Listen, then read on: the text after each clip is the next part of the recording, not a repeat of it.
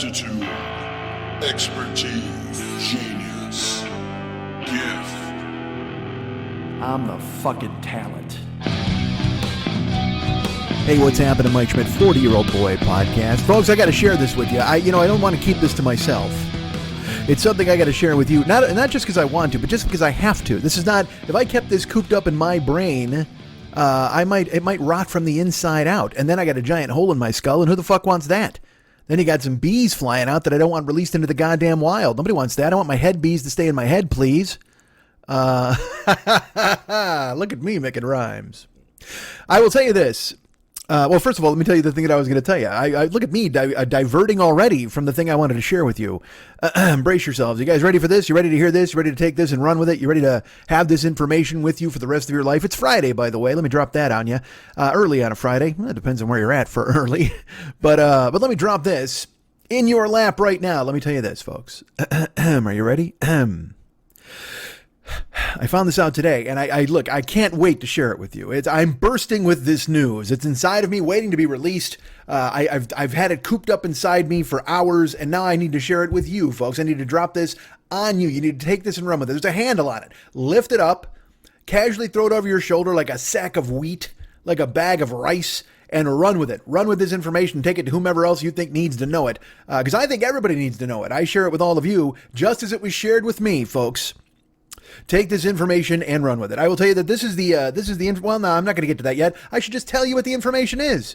Rather than going ahead and tell you other things about the information, why don't I tell you the information, then we can deal with the information after that, right? What if I told you a bunch of stuff about the information? If I sat here and I commented on the information without sharing the information, you'd be lost. You wouldn't know what to do. You'd have a sack of wheat over your shoulder that wasn't filled with wheat. You wouldn't know what it was. It could be soap flakes. It could be barley. You could have a sack of couscous on your shoulder thinking it was wheat because I fucking told you to throw it up there, and then I go ahead and change the game, folks, like a moth. I'm changing the game, moth. Here's the deal, folks. Here's what I learned. Here's something I found. Brace yourselves. I hope you're ready. I hope you're ready for this. I'm gonna do this the best way I can. The best way I know how. I'm gonna lean in close.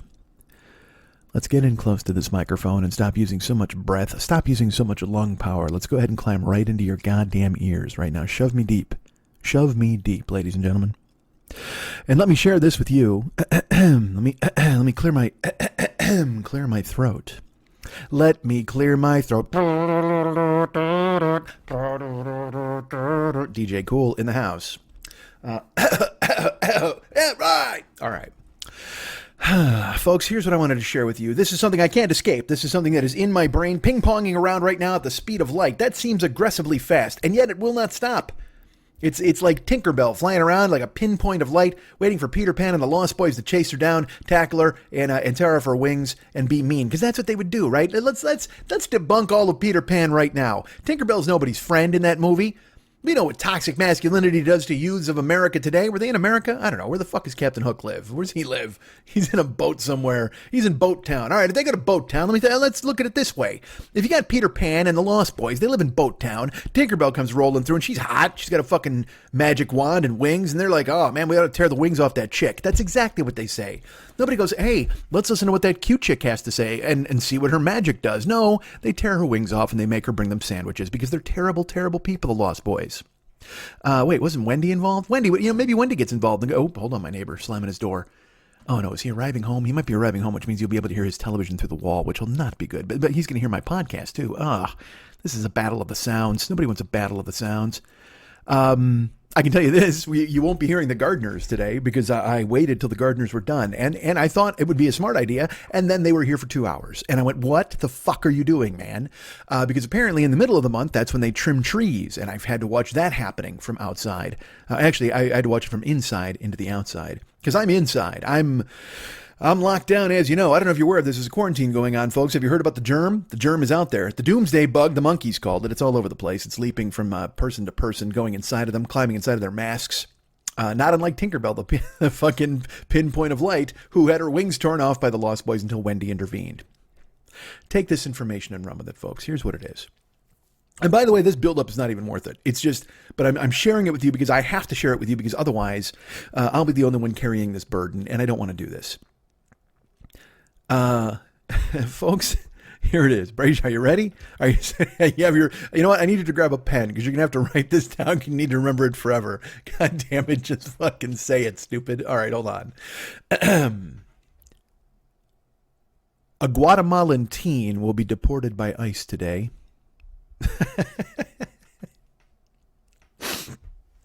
Now, look, do I laugh at the Guatemalan teen? I don't. I feel terrible for the Guatemalan teen. Although some of us might say, you know what? You got lucky, kid. You're getting out before the death rattle. Good for you. I don't know if you've heard that everybody else who's locked in a cage in this country is getting fucking bean burritos made out of fucking wood shavings and dying in the shower. So, I mean, maybe Guatemala's not a bad place these days. Although I don't know, I haven't done any Guatemalan research. Actually, hold on. That sounds bad. I haven't done any research about Guatemala. Guatemalan research was actually my finishing hold when I was going to be a wrestler. Oh my God. Do not. I came in a lab coat. I was the Guatemalan. I was a professor from Guatemala, and I would clamp you in the Guatemalan research. Oh, Jesus Christ. You're up on my shoulder like a bag of barley, cuckoo, soap flakes, and rice, possibly even wheat. All right. See, I share this sentence with you. A Guatemalan teen will be deported by ICE today because I think that's the sentence that broke me, folks. I'm not going to lie to you. I've spent the last couple of days, and I've done look, I've had some escapism recently this week. I went ahead and I watched fights. I'll talk about that in a second. But just now, like literally today on Twitter, I saw this story. Apparently, and people are retweeting it and they're seizing upon it because they don't want this teen to be sent off to Guatemala. And I don't know what's up in Guatemala. As far as I know, it's just machetes and bananas, which doesn't sound that bad to me at this point. The way things are going, maybe an adventure in Guatemala is what we all need. Did you see those fucking idiots who stormed the beaches in Venezuela? What the fuck is with those guys? What's wrong with this country?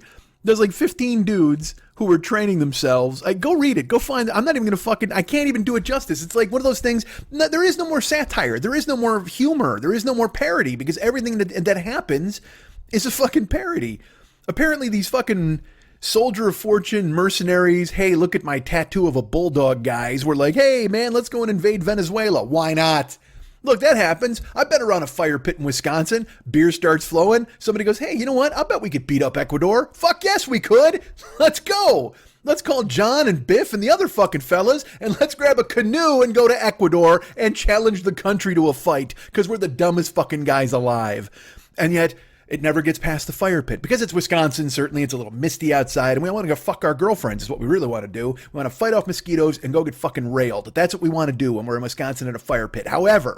However, man, sometimes there aren't girlfriends to fuck. Sometimes there aren't mosquitoes to be bitten by. And sometimes things get out of hand. So you have a couple of beers, you're at the fire pit, you think to yourself, you know what? What if we stormed Venezuela? What if we did that? What if we trained a ragtag army of former heroin addicts and we decided this would be the first wave of regime change in Venezuela? And then you mentioned it to two of your friends again who happen to own a rocket launcher and they go, this is a fantastic idea. Let's buy a boat.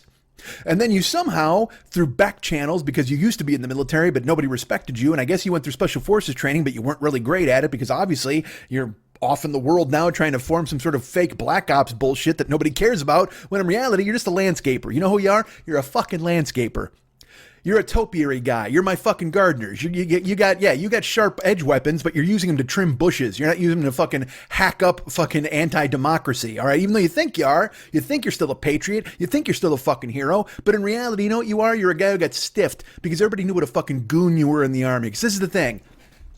I've never been in the army, never been in the Navy, never been in the Air Force, never been in the Marines, never been Black Ops, never been National Guard, never been any of those fucking things, but like any societal structure, like any social group, there were the misfits. There were the fucking Francis Sawyers. There were those guys. Hey, you know, any of you homos touch me and I'll kill you. There were those guys. And those guys got laughed at by the John Wingers, who might have been slackers and fuck all that and probably would have been beaten to death in the real army. But still, there were the Private Piles who fucked up and had to eat a Twinkie while everybody else did push-ups, and then he got fucking smacked down with 1,000 goddamn bars of soap and 1,000 different towels. All right, there are those dudes, and what happens is those dudes buy into it way too fucking hard. You know, I knew a guy in fucking school named Glenn. I don't want to say his last name because I'm that shithead, but he was in ROTC, and I liked him. I thought he was a good kid. You know, he seemed like a guy who was well-adjusted, and he was an ROTC guy, and that was totally fine. But then There was another dude. We had a friend named Rick. All right, and I've talked about Rick on here before. I don't want to say last names, but Rick had a brother named Marvin. And Rick hung out with us. He was a cool dude. He was kind of a fucking weed guy, and he was just funny and fucking cool. I liked Rick. He hung out. He was kind of on he wasn't in the UN of Evil, but he was on the periphery. Like the UN of Evil was our group, but then we knew everybody. That was the thing. We had a touchstone where we knew fucking everybody in the high school. So it was like because Rick hung out with like Greg and those dudes. I was like, this is so dumb. It was fucking Pager, Greg Pager, Rick Shaver. It was these fucking guys. And look, I don't know. I'm sure they're all alive now. I'm sure somebody's gonna yell at me. But that was great for me. That was who Rick ran with. He ran with those dudes. But we knew him, and and then we'd go party, and then he'd be at the party, and we liked Rick. He was a great guy. But his brother was just a fucking doofus. You know who he was? He was Chet from Weird Science. That's who Marvin Shaver was. He was just Chet, just that fucking guy. Like the kind of guy who like. He was probably 17 and yet he owned a rifle. You know what I mean? And not like a country guy. We were in Bolingbrook, which is a suburb, but one of those dudes who probably and he probably spent hours taking it apart for speed. You know what I mean? And then polishing it with the gun oil and putting it back together and just praying for any sort of disturbance to break out. You know those fucking guys. They're you see them today. They're now shutting down state houses because they want to have a fucking order of fries or whatever the fuck. So that's who Marvin was. Now look. This is in high school. He may have grown out of it. He could have completely changed. He may have gone to the army. Hey, he might have died in Grenada. I have no fucking clue. All right. Timing's probably bad on that since I think that's 82 and we were still in high school. However, maybe he went to Grenada afterwards. I don't know. Because again, with these guys, you never know. It's a fucking coin flip. These weird private army dudes, these fucking Blackwater dudes who are going to sneak around and go, oh, I got a map and it's got a back way into Venezuela. We'll go that way. We'll take out Maduro and the rest of these fucks, and then we'll rule the country. And then we'll plant a Trump flag on top of the fucking embassy or whatever the fuck. I don't know what the plan is, but I read it in depth, and it was this one fucking dude. He was a special forces guy, and even the dude. So then they interview all of his special forces buddies, and this is my favorite. This is when you know. All right, look, if you walk around telling everybody, "Hey, man, I was special forces, and I think we can take out Venezuela," everybody knows not to take you fucking seriously. Because the real special forces guys are just, they only come out at night and they sneak around on the grass on their belly and they use the name like, their name is like Bryox 7. You know what I mean? Like they've got some call sign. They're all Tango Sahara, walnuts. That's those fucking dudes. But you're walking around, you're like, hi, I'm Joe. I used to be in special forces. Fuck you, you fucking gardener idiot. Go clean my pool and shut up. But look at the tattoo. It's a bulldog. I don't fucking care where you got your ink. Yeah, maybe you got it in Thailand, you got it in Japan or Taiwan or whatever the fuck. Within that societal structure, you were the nerd. You were the fucking Chet. You were the goddamn Farmer Ted. You were the fucking dork of the special forces. Because now, as you put together your plan to go ahead and invade Venezuela, all the other special forces guys, literally with that vocoder from behind a shield of black, they're behind two black curtains and they're like, we never thought he would amount to anything. We always knew he was all mouth. All hat, no cattle. Whatever the fuck they say in the special forces, man. But yet, these guys exist. So sure enough, like I said, and oftentimes you'd do that. You'd sit around, you'd be like, hey, man, I don't know. Do you think, is there any way, now just think about this. If somehow me, you, Sam Silva, Bobby Moore, Laporta, if we all got together, do you think we could beat the Maldives in a fight? Could we just go to the Maldives and take over and just have an island for ourselves? That'd be fucking great, right? Then the Shenanigans could ignore us from the top of a volcano. We were downstairs fucking around. That'd be great. That was the plan. But then you all laughed it off and threw water balloons at one another and fucking laughed the next day and did fucking stupid shit.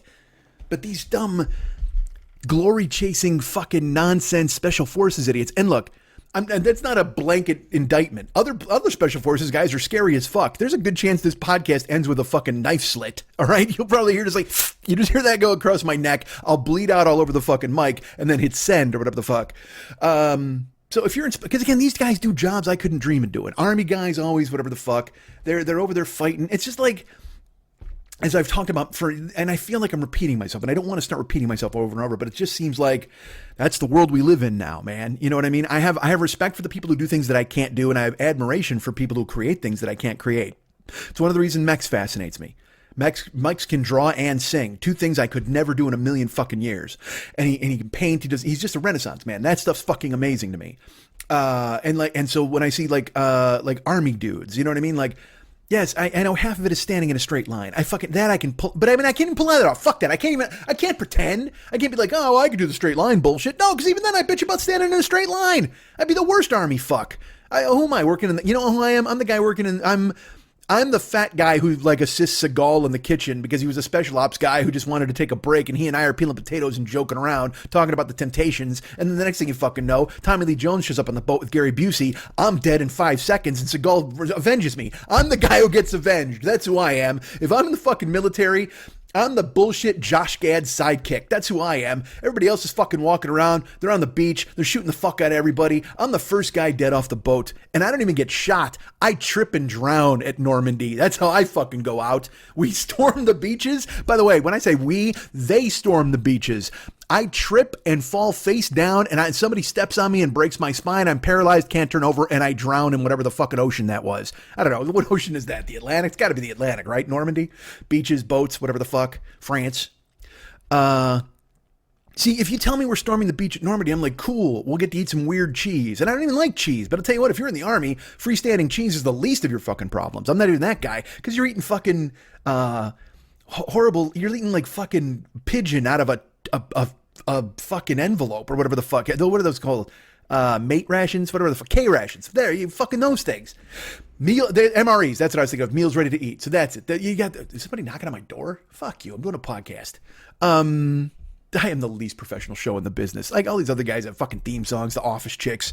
They're in a Zoom fucking hyperbaric chamber and going, remember that time we made Steve Carell laugh? Woo, tee. 5 advertisers pour $1 million on them. I sit at my fucking desk and shout into the ether for nothing, for no reason at all. Special ops guys sharpening their knives, waiting to kill me because I'm insulting them, but I don't mean to.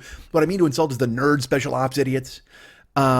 Yeah, but I'd be happy to get a fucking weird cheese at that point because you're eating, like I said, you're eating dog out of a fucking silver pouch. Oh, fuck that. Tell me it's not dog. I defy you to pretend that they're using good cuts of meat in the beef bourguignon or whatever the fuck that comes out of a silver envelope. Yeah, that's it. Oh, this thing that looks like it should hold Pop-Tarts is now holding a stroganoff of some sort? Fantastic. Let's heat it up. Let's build a fire and throw this fucking envelope into whatever makeshift pan I can bang out of my fucking helmet. That's it. Let me take off my cover. That's what they call it, right? In the military, the cover. Let me take off my cover and let's get some of that ocean water over here so we can boil up some of our bourguignon that comes in a fucking Pop-Tart sleeve. Jeez, I'd rather just give me the Pop-Tarts, man. Don't fucking repurpose the Pop-Tarts container so it fills up itself with goddamn some sort of, like I said, stroganoff concoction, a goulash. I don't want a goulash in a Pop-Tart container. You know what? That's a good description of this show. This is a goulash, especially the past 6 weeks. It's supposed to be a comedy show. All I'm doing is bitching about idiots with beards and guns. This is goulash in a fucking Pop-Tart container. Goulash in a Pop-Tart container. Yes, I am writing down the time codes. I remember exactly what the title of the show will be. Hi, I hate doing it. I wish I had a producer. I don't. I got me shouting into a fucking void while somebody hits on my fucking door. My neighbor comes home and slams his door. You hear all of it. Well, I have to wait 2 hours for fucking gardeners because I waited till Friday again. Yes, I know you're all fucking mad. You're like, what the fuck, man? If you did it on Wednesday or Thursday, even Tanya, who's a listener in Canada, she's like, just a reminder, you have gardeners coming on Friday. Yes, I know this. But my brain, talk to my brain, man. My brain is just like, yeah, Friday, right? Kick the can down the road. And this is weird. Like, even it's happening this way. And I'm not even fucking joking. Physically, my body on Wednesday and 30, my Wednesday 30 for 30, my body on Wednesday and Thursday is changing to the point where it's like, I know it's work time. I know it's time to do some business. So my body kind of shuts itself down and just like, relax. Why don't you just relax? And I sleep. Like, I'll sleep 8-9 hours and then wake up and then I want to take a nap. And look, that could be the fucking quarantine talking. I don't know. We're all trapped in our fucking businesses now. And everybody's got that bullshit. Like if 7 o'clock, you're banging on pots and pans. Good for you. You know what I do on the beach in Normandy? I bang on my cover. There you go. Look, this is for the first responders. Clink, clink, clink, clink, clink, whatever the fuck. But again, I'm fascinated by anybody who can't do the things that I wish I could do. Any military guys, good for you. You fucking join and I couldn't possibly. I couldn't dig a latrine. I couldn't hear choppers like radar. I couldn't cut open. I couldn't do meatball surgery. I mean, I could try it. I could probably cut somebody open. I just couldn't do the rest. I got the opening. You know what? Make me that guy. Make me the incision guy. If you want to have me in a MASH unit, I'm the cut guy. Just I walk around with a scalpel, slice. I slice everybody open. You guys do your surgery and stitch them the fuck up. That's me. And I take my scalpel, I wash it off, and then I go outside and I try to find Hot Lips Houlihan and give her a smack. And by a smack, I mean that kind of a smack, a lip smack. I'm not going to hit her. Unless I spank her on the ass. You think Hot Lips is into that? Probably. Frank Burns is a pussy, right? Wasn't he a pussy? How the fuck does he get Hot Lips Houlihan? I guess it's respect for authority, but if you're going to do that, just fuck Henry Blake. But Henry Blake's got a wife, and he's like, I'm not going to fuck Hot Lips Houlihan. Good Lord, that's MASH content. That's from the 80s. That's full-on 80s. Oh, I guess it went back to Normandy. You guys don't even know what the fuck that is, probably. Oh, yeah, you do. You're smarter than me. What the fuck? Everybody listening to this show is smarter than me. Believe me, I'm an ant in the afterbirth. I'm just shouting from I'm way down here on the ground. I'm ankle high, and I'm doing whatever. I'm inch high, private eye, ankle high, whatever the fuck, and I'm just yelling. And if you hear me, that's great. That's me, because I'm podcasting in the world of giants. As we all know, it is an industry, a space that is now populated by the most popular entertainers in the world. I talk about this all the time, and I shouldn't, but everyone thinks now, it's funny to me to see these people who think they need to be doing a podcast. They think they need to be heard. Like I said, I saw a friend of mine make a pie the other day and literally film it. Every time I go on Facebook, anytime I go on Instagram, it's somebody live broadcasting. And look, I'm doing the same fucking thing. All right. I get it, but I've kind of been in this space for a while. So I feel like I belong here a little bit. Let me ask you this. I'm just going to ask, cause I only saw 5 minutes of it. All right. And I have not forgotten about the Guatemalan teen. All right, don't worry. Right now, she's on the tarmac, waiting to get thrown into the plane and sent off to Guatemala for machetes and bananas. And look, Guatemala could be a lovely place. I've never been. What the fuck do I know about it? It's got a cool ass name. I'm going to say this: Guatemala is probably a cooler name than 40 of our 50 states. I think New York is a cooler name than Guatemala.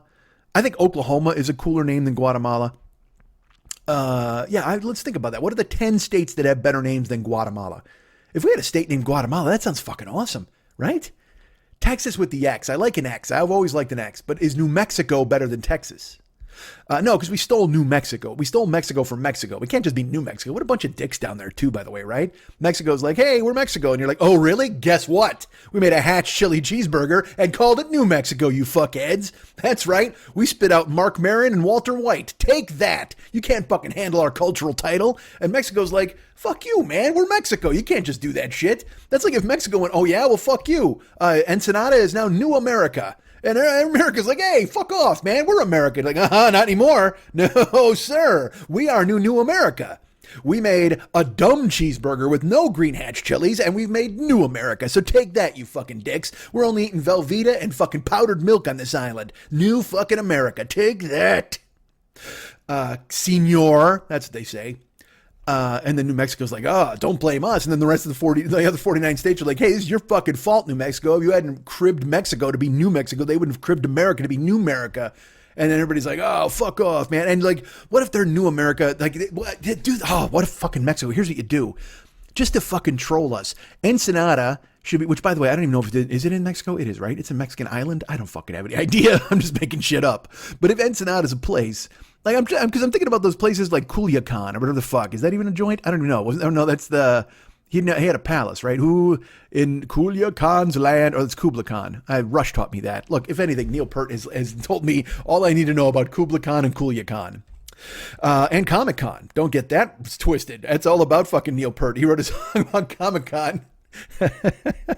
There is unrest in the forest. There is trouble with the cosplayers. For the Leias want more sunlight and the Hutts won't pull their chain. All right. Or must pull their chain. Just pull their chain. How many slave Leias are there, right? There's got to be a billion at the cosplay outfit. And then look, I got no problem with that. I love seeing side thigh on a chick go all the way up to her fucking her waist, and then side boob works too. Was there side boob in the slave Leia costume? No, I guess it all depends on who's wearing it.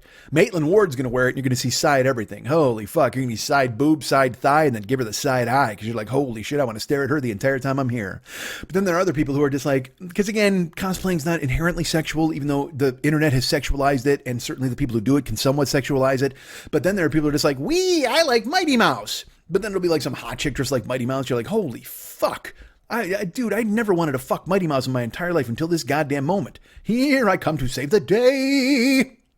But then there are regular Mighty Mice who are just furious. They're like so mad. They're like, oh man, we're just fucking Mighty Mice. We're cooling out. We're here to save the world and fight a cat probably. But then you show up with your Mighty Mouse with thigh gap. Nobody wants to see Mighty Mouse with thigh gap. Cape just comes down just so to the top of the ass crack. You get the fucking thigh gap on Mighty Mouse. Oh, dude.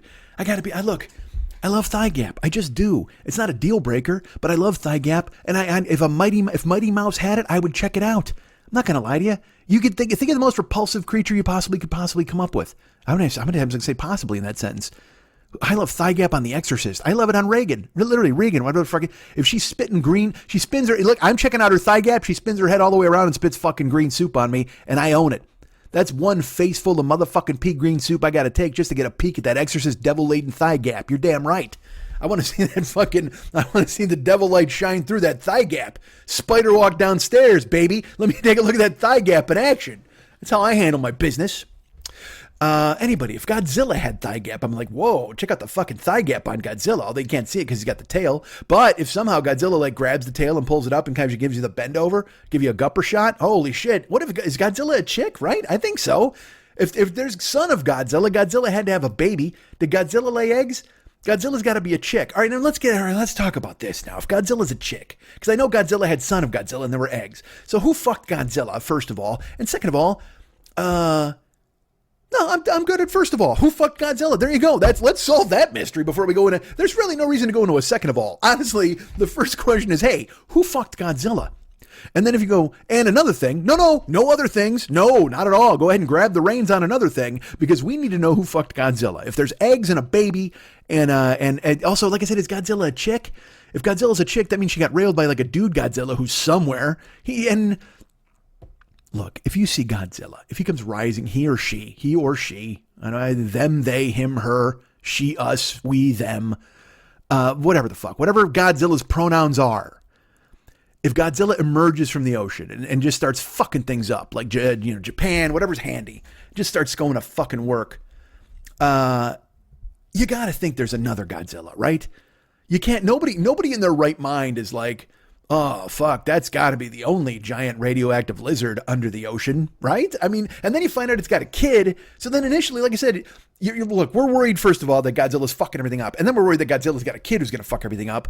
But you have to, in your brain, you have to always be processing the fact that somebody fucked Godzilla and they're still out there.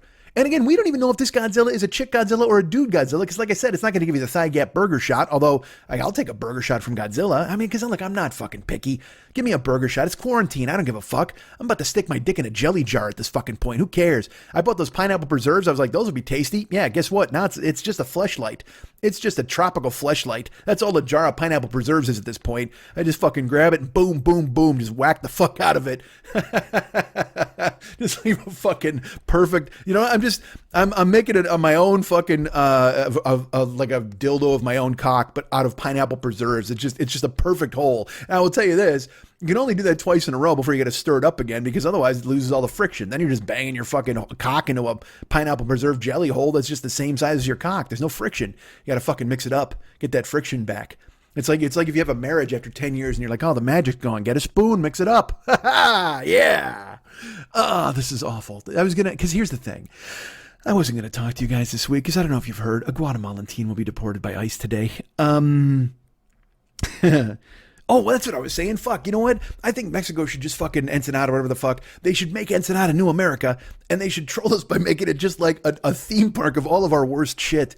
Like all these fucking fat fucking neckbeard idiots in camouflage who are just carrying guns to the state houses. And everybody who's like, leave our land, or the protesters who won't wear masks and shit. Just make New America just this fucking complete spoof on what America's become. That'd be perfect. Why did the Mexican government do that? They could sell tickets. It would be like when like Disneyland came to France and Tokyo, Like French people would go to Mexico just to visit New America. And so, you think, because literally New America is like, oh, French people think they're rude. And then we act like assholes. Just entitled motherfuckers. Literally, if you went to New America, like what would I don't even know if there'd be rides. There'd just be like restaurants, but the Americans would like come by, all the, like the, those people who wander the park, and they would just eat your food. And they would just sit down and ask you inappropriate questions. And if you're a woman, they would fucking hassle you and just try to whistle at you and stuff. Ah, terrible. What a place. See, I don't want to hate. I don't want to hate everything. I really don't. I want to get back to liking things, or at least thinking that I could possibly like things someday. But now, man, I don't know if you heard, a Guatemalan teen will be deported by ICE today. Yeah. I don't care. I have to be honest with you. I do not care. I wish I did. I wish I had a kernel of sympathy or empathy. Well, fuck that. I have empathy for everybody. And fuck, I'm sad for a Guatemalan teen. But you can't come to me anymore. I told a story once on this show about my brother and I when we were fucking broke. We lived at a fucking rat hole hotel in Hollywood. And JJ French from Twisted Sister lived there. It was a lovely place. And it's actually been gentrified now. It's like a nice fucking place. You go down, I've taken people who've come here when we go on the Mike Schmidt tour, and I go, this is where I couldn't make a left turn for 7 minutes or whatever the fuck. And then I'll turn and then I'll go, that was the building we lived in. And they're like, it looks really nice. I'm like, yeah, it didn't. It didn't a long time ago. It literally had a Byzantine trail of roach powder along the fucking walls everywhere you went. And just think about that. Roach powder.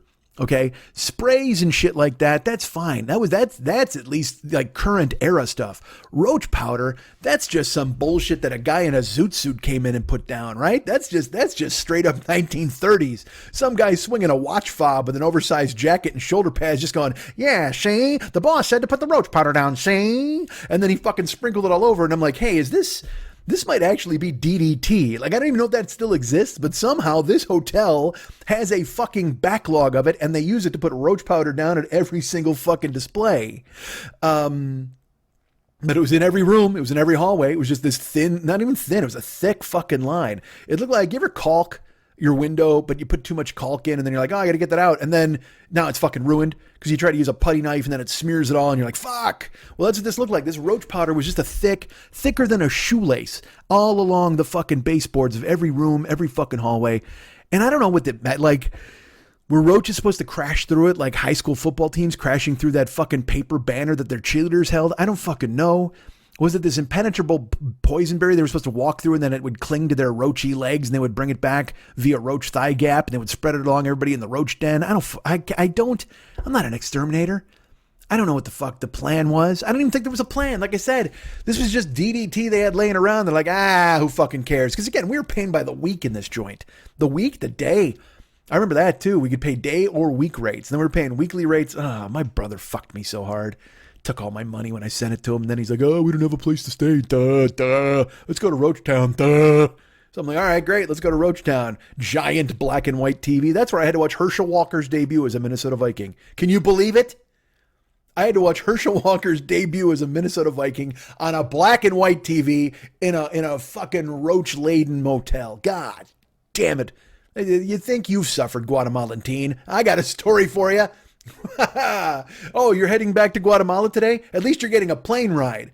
I had to sit on a disgusting bed, and at least on the bed, because Lenny was at work. If Lenny was there, he got out of the bed, and I had to sit in the chair, the rickety chair, the rickety chair, and then watch fucking football on like a black and white gigantic console TV, one of those big square, like the kind of shit they threw out of a window at the beginning of SCTV, just fucking old school awful. God.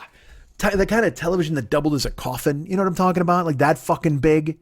Such a mess. What a terrible fucking place. What a terrible life.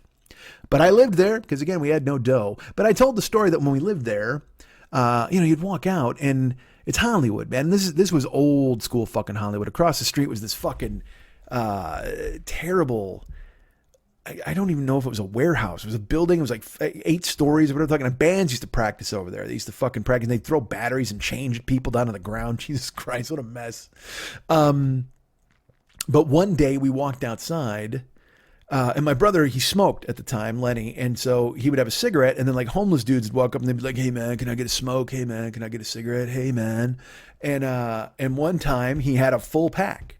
and he literally like took off the cellophane with that thing on the top, that little fucking pull tab, and he pulls that out, and out of nowhere, dude, some dude just fucking emerges from the ground. He's like, "Hey man, can I get a smoke?" Because he like heard the cellophane. The cellophane, I think the cellophane actually summoned him from the homeless zone, whatever fucking. We're in the third dimension, and the fourth dimension, the fifth dimension, they're with the mamas and the papas, right? In the age of Aquarius. So this guy had to be from like the fucking, I'm going to go the 11th dimension. That's what I say. And he came out of nowhere, and he's just like, "Hey man, can I get a cigarette, man?" And apparently he came from the 1967 dimension. Who's that guy? "Hey man, can I get like a cigarette, man? That'd be awesome, man. I like smoking, man. Hey, buddy." So he shows up. My brother's like, "Sure." And then you do that fucking thing with the pack of cigarettes where you're like, you fucking smack it out or whatever. I guess because you like them so round, so firm, so fully packed. I don't know. And so you do that. So you don't waste one piece of the ammonia that's inside, the ammonia laden weeds that you're about to suck into your fucking lungs. You want to make sure they're all packed in there. You can't possibly lose one scrap of that horrible nicotine. So, Lenny pulls out a fucking smoke for the guy. He's like, "Here you go." And I'm not fucking joking. I don't know if it was just they were drawn to acts of kindness. I don't know. Just out of fucking nowhere, these dudes just came shambling out of doorways and fucking sewers. It was like an Escape from New York when it was feeding time and the crazies came out of the fucking sewer system. And they all just approached my brother, and my brother keeps giving away cigarettes. He's like, "All right, yeah, here you go. Yeah, okay, cool. Yeah. And at the end of it, I think he had one left, maybe. He gave away an entire pack of fucking cigarettes. And I'm just looking at him. He's looking at me just like, and we're both like, why? Why are we here? I don't understand it. And I don't even remember why I was telling that. I can't remember why that analogy came into my brain. You know why? You know why I can't remember? Because a Guatemalan teen has been deported, or at least will be deported. Certainly, probably waiting right now as we speak, as I speak. Are you speaking? Are you speaking to me at this time? Don't talk to me. Don't fucking try to talk to me unless you're answering my Godzilla questions. All these questions I got about Godzilla getting fucked and where she came from and the fucking burger shots, all that kind of stuff. The point is, I wasn't planning on. I sat down here because I just and look, we're getting through this. We're all fine. Everything's fine. Is it fine? I don't know if it is. I really don't. It's not anymore, man. Nothing matters anymore. I saw an ad. They were doing a thing on fucking CNN. They were doing a coronavirus town hall. All right, good. I don't even know what the fuck it could be. "I'm scared of bugs, Anderson Cooper. What can I do about it?" I mean, what are you doing? What questions are you asking these idiots? Again, who are they going to have on there? Coronavirus experts? There are none. Literally, even Fauci, the guy we're all supposed to fucking trust, Fauci and the scarf are still like, I don't know, man, stay in, I think. I saw a clip of Fauci from March where he's like, "Nobody wear masks." Wait, what? Well, now it's like Fauci's like wearing a mask next to Trump. I'm like, wait, did you say we weren't supposed to wear masks in March? Like, what the fuck? And then I read people trying to explain literally both sides. There are people who think, Fauci said no masks and now masks. I guess he's lying because he's trying to control the populace. And I don't know if you know, it's about mind control. And then, oh my God, my freedom. Then you got the other people who are like, "Oh, hey man, like you don't think Fauci's thoughts on the matter evolved as he learned about the germ, which was evolving, man? Like maybe no masks in March, man, but here in May, man, we go with masks because Fauci understood that the germ cannot be pigeonholed or pinpointed or whatever the fuck I was going to say. And then I just think to themselves, maybe a mask is a good. Oh my God, stop, shut up, everybody, shut up. Just wear a mask or don't." Die or don't. I don't care. I can't. I want to care. I want to. I wish I could be that guy, but I really don't. I was talking to a friend of mine the other day, and she's like, yeah, I know it's really sad. And I when you lose hope, I feel like that now. And I'm like, I'm not sad. I have no hope because I don't see any reason to have hope for these people who think that they want to go outside. I mean, look in Wisconsin. Fucking Wisconsin opens up the bars and people are there in 5 seconds. Drinking Bloody Marys with the hamburgers on top, whatever the fuck they used to do. Believe me, I lived there for a while, or not even. I was there all the time. But they pride themselves on honestly, and I gotta be truthful. If any state in the union is fucking whacked up to the gills on poison enough to hold off the coronavirus, I'm gonna go with Wisconsin. They are tanked, those motherfuckers. There's half their blood is Pabst Blue Ribbon. So I got a feeling that those motherfuckers might be immune. We'll see. Like, they're going to be the test case because they open all the bars and shit like that now. And I love that state too, by the way. What a fucking gorilla state that is. Like, the governor wins, Democratic governor, and then all the fucking Republican legislatures like, yeah, let's vote to make sure the governor has no power. And then they did, and it worked. And then, like, the Supreme Court is also a Republican, so they work with the legislature, and the governor's just basically holding his gubernatorial dick, staring around going, yeah, I thought this was a good idea, but I guess not. Oh, well, everybody go Brewers. I mean, what the fuck does that guy do now? The fucking legislator and the fucking court are running the state, and so they open the bars. And again, I say this. It's going to sound terrible, but I say this to you guys now. Because I'm nothing if not truthful with you. I try to talk. And look, I know these will sound awful. These things I say will sound awful. You will not care for them. You will not enjoy them. You will not like them. And probably you'll be like, whatever, man, you should shut up. Which is fine. I get that. But here's the thing. And I put this out to you as a question. Like, I just throw it out to you. Because, I mean, and you might not be as ruthless as me. You may not be as mercenary as me. You may not have as little hope for humankind as I do. Because I literally, Christ, 2 years ago, I thought it was going to be Children of Men anytime soon. Like, I thought it was happening. And now, sure enough, it kind of is in a weird way. Like, isn't it strange after watching? Because look, when you watch when you watch works of fiction that predict the end of a society or the end of a civilization, do you think about how long the run-up was to the end of their civilization? And did they also have the privilege of watching the run-up to the end of their civilization? Do you think that happened? Like, you take a movie like, because like in Contagion, doesn't it happen super quick? Like, Matt Damon's wife, whatever the fuck, somebody gets sick, she dies, and then all of a sudden there's blockades, and then guys in hazmat suits. An outbreak. It's like there's a monkey, a guy dies, and then a town gets it, and then all of a sudden Dustin Hoffman's on TV with a monkey and a phone number, right? Planet of the Apes. A pilot gets a nosebleed, and then everybody's dead. It's like, all of a sudden that kind of thing. Because movies can't give you the run-up. Very few of them can. But as you experience it, as you live it, as you sit here, especially because we've all been informed by previous works of fiction about the end of a civilization. So we're viewing this through the unique prism, actually through many unique prisms of previous civilizations being destroyed in record time. And this one just seems like a slog, right? Doesn't ours just seem like it's taken too long? I mean, if it was going to end, wasn't it going to fucking end? This is like The Road, actually. When I read The Road, and it was, it actually takes place after whatever cataclysmic event set everything on its path. And it just deals with the solitude, the quiet of a man and his son trying to stay alive. And that book fucking laid me out. It wrecked me. That book, I was sobbing during that book. And I find myself now being strangely inured to what's happening. I'm insulated. I'm not... Here's what I was going to say, and I don't know, whatever the fuck, I'm just going to say it, who cares, because you know me. I think, look, it's been 12 years, some of you have been with me for 12 years, some of you have been with me for 12 minutes, I don't know, but this is who I am as a guy, and it's the truth. I see these people running around without masks, and they all say, hey man, you know what, sometimes you just gotta, the old people gotta go, or we gotta trade some deaths for opening up the economy, and hey man, I absolutely I gotta go out and have a fucking Boilermaker at my local bar, so if it means your aunt needs to die for me to do that, then that's fine. That's kind of what it seems like.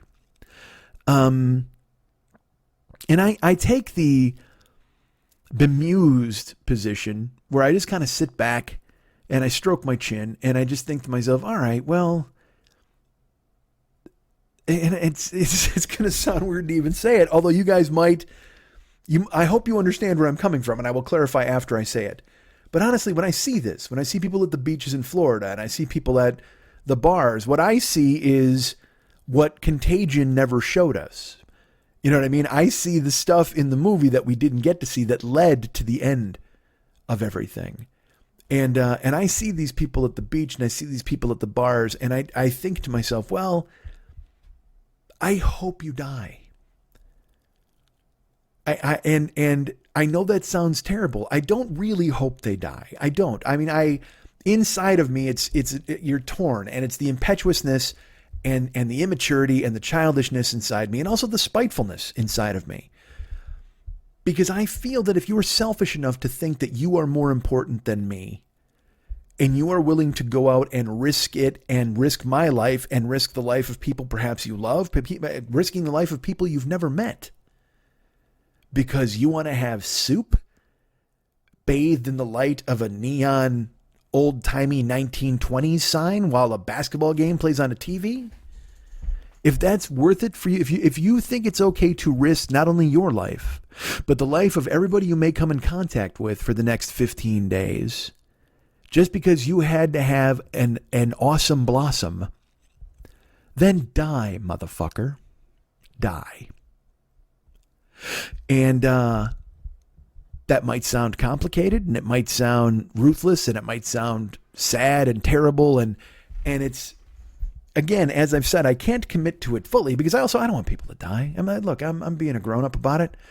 You know what I want? Because this is another thing, the disingenuousness of them saying, oh, you just, for political reasons, you want this to go till November so you can have the election. No, I don't. Like I said last week, if the cure was in Trump's balls, I'd blow him and spit it in your mouth. All right. That's just the way it works. I don't like this any more than you do, man. They just extended the shelter in place order in California for 3 more months. 3 more months. So that's till the end of, let's see, May, June, July. That's till August 1st. And in addition to that, they also canceled the entire Hollywood Bowl concert season for the summer. They canceled the whole LA County Fair, which runs till the end of August. Okay. So when they say shelter in place is going until August 1st, that doesn't mean that everything's fine on August 1st. That means in the middle of June or July, they're going to go ahead and sit down and see what happens. And they could extend it again until fucking October 1st. What we're all hoping is that they can go ahead and take it off by July 1st or even June 1st, which is not going to happen because that's 2 weeks.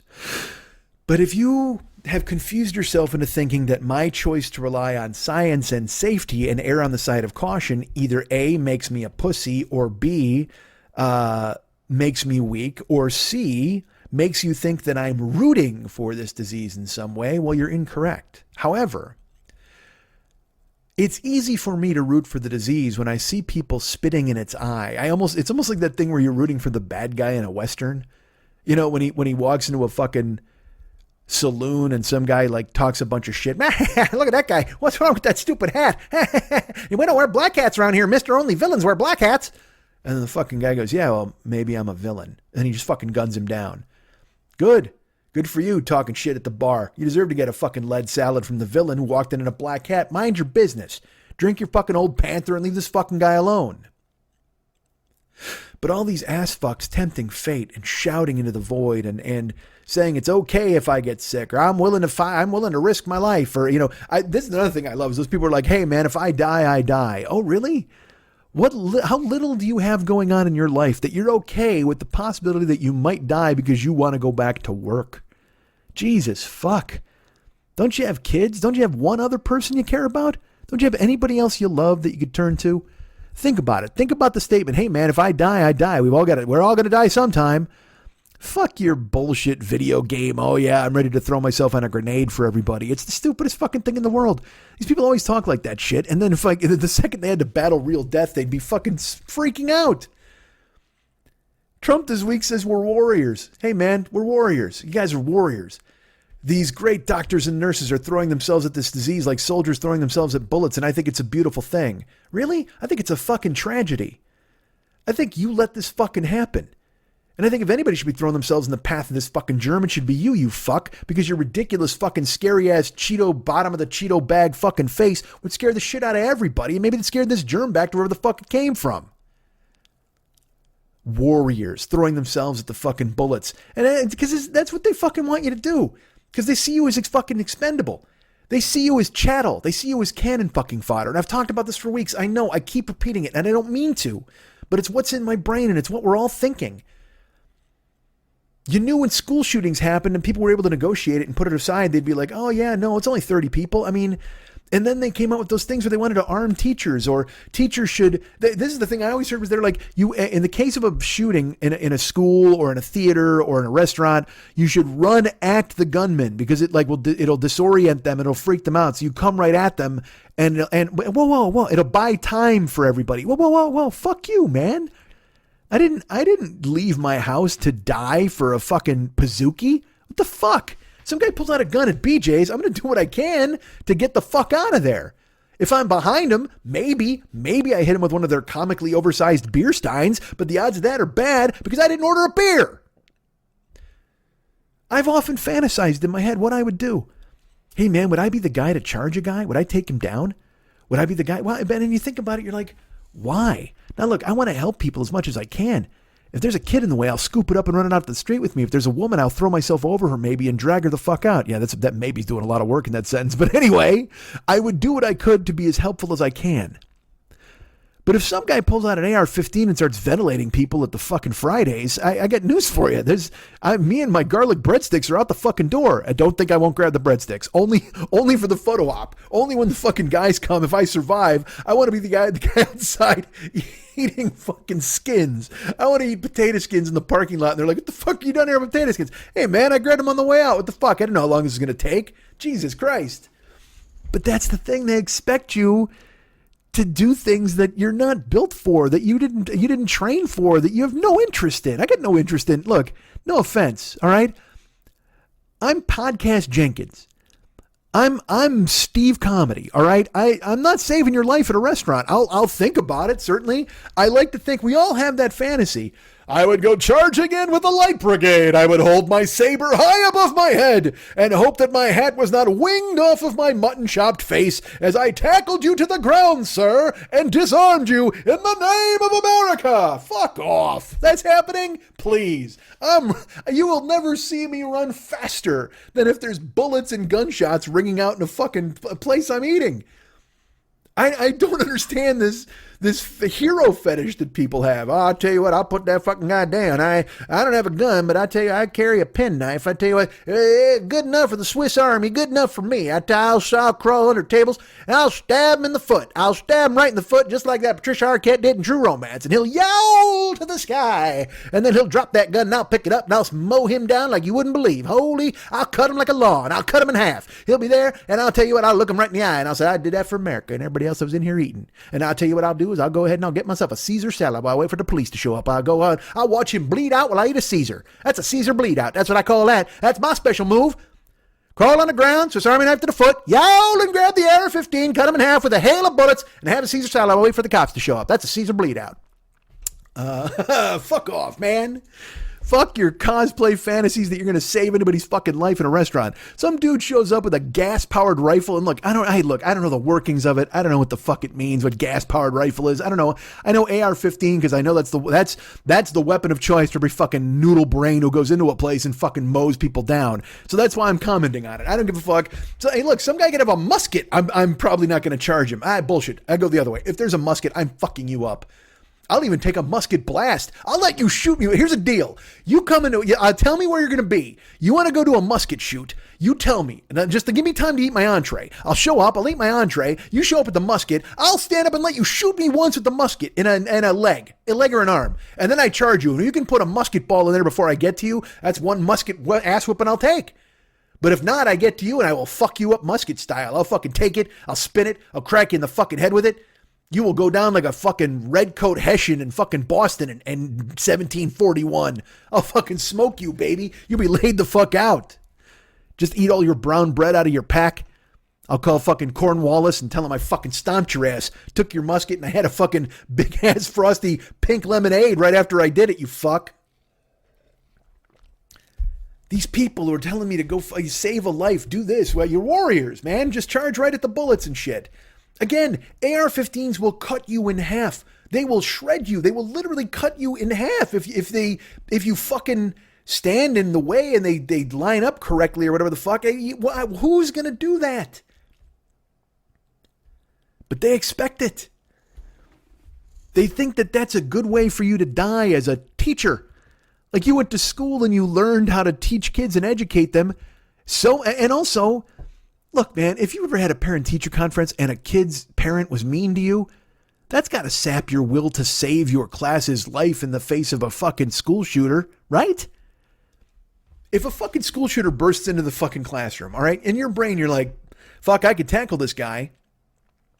But remember when fucking Jaden and Kaylin's mom came in and told me that I wasn't doing a good job and I need to give them an A next time instead of a B+? You know what? I wish they had targets on their shit. Hey, take Jalen and Caden first. Their mom's a fucking cunt. Like, I mean, really, what else do you do in the face of this mess? You're supposed to, they expect us all to dive in. I don't get it. So when I say, like, I hope these people die, like, I mean it and I don't mean it. Nobody wants anybody to die. I want this fucking thing to end today, tomorrow, yesterday, man. Fucking end it. But at the same time, quit acting. How come we're only all in this together when it's something we can't beat? You ever thought about that? How come we're all in this together only when it's a time where the people who are in charge are suffering or going to pay the price? Then we're all in this together. Then we're all Americans, and then it's all red, white, and blue and stars, and let's do this, man. Let's save this planet, and I can't believe you got to save the country, not the whole planet, just America. Good. That's great. That is when we're all in this together. But other than that, man, hey, I got mine, fuck you. Hey, man, those are my kids. You dive in front of that gun and you die. My kids they're not supposed to die. You die. You're a teacher. You're an authority figure. You're supposed to die for them. No, you're not. You're fucking not. None of us are. Doctors are supposed to help people, not be the first people who die because they get inadequate equipment to help people and keep them from dying. You know what's going to happen when the guys who are charged with keeping people alive and saving their lives all of a sudden start dying en masse? There will be nobody left to save those lives. And then what? We're going to take out medical students. We're going to find, are we going to call other countries for help? Hey, could you send some doctors over from Jakarta? No, I'm sorry. Everybody's dying because of the same shit that you're dying from, motherfucker. Go ahead and fix your own bullshit. You know, they kicked out Chinese scientists. They kick out everybody. They fucking, it's just, and look, I'm talking in circles. I get it. All right. I'm so tired and overwhelmed by the news. They entrust me to save people. They're like, and like I said, I see these people at the beach, or I see these people yelling on the fucking street corners. And I think to myself, well, you know what? Die, man. Because now we do this. We get the fucking revenge porn stories of, Cynthia Lewis felt that the coronavirus was false and said she would trust in her Jesus on social media. Now she's dead. And her family has started a GoFundMe for her burial funds. And I'm like, again, there's the schadenfreude of, haha, you died because you were fucking stupid and you were trying to ruin everybody else's life by giving them bad advice. But at the same time, her daughters didn't know that she was a fuckhead. So I can't root for her to be fucking dead. Now, am I going to give $1 for her fucking funeral? Probably not.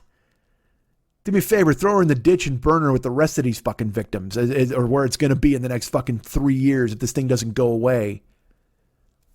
Because I don't want when it rains for her fucking essence to somehow get soaked into the lawn, and then that gets released into the air, and then the bees carry it, and some mosquito gets it, and he fucking bites me. Nobody wants that.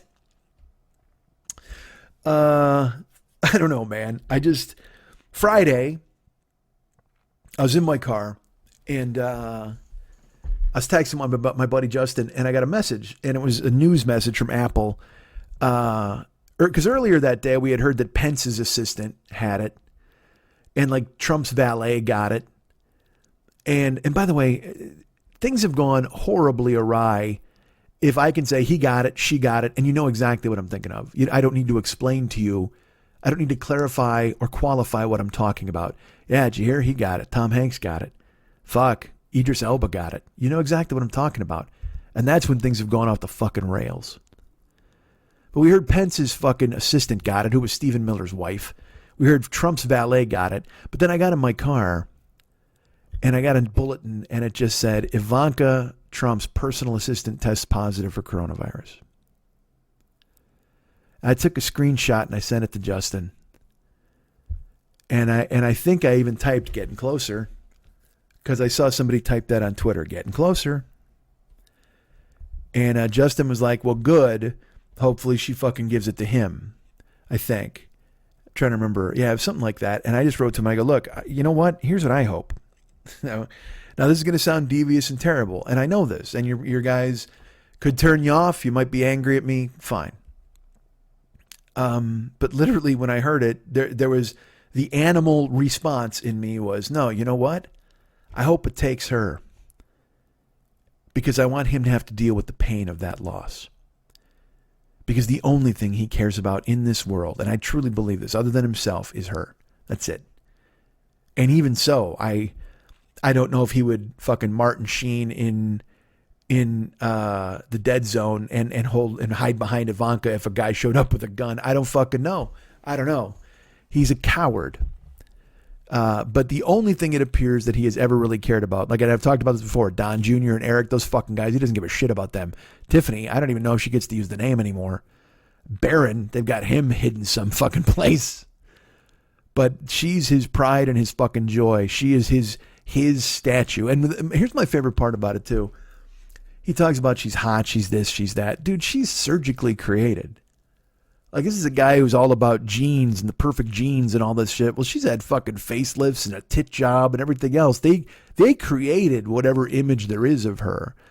Like, and I'm not saying, oh, she's not hot or she's not attractive or she's not any of these things or she wasn't before. I'm not body shaming. Those were her choices and that's fine.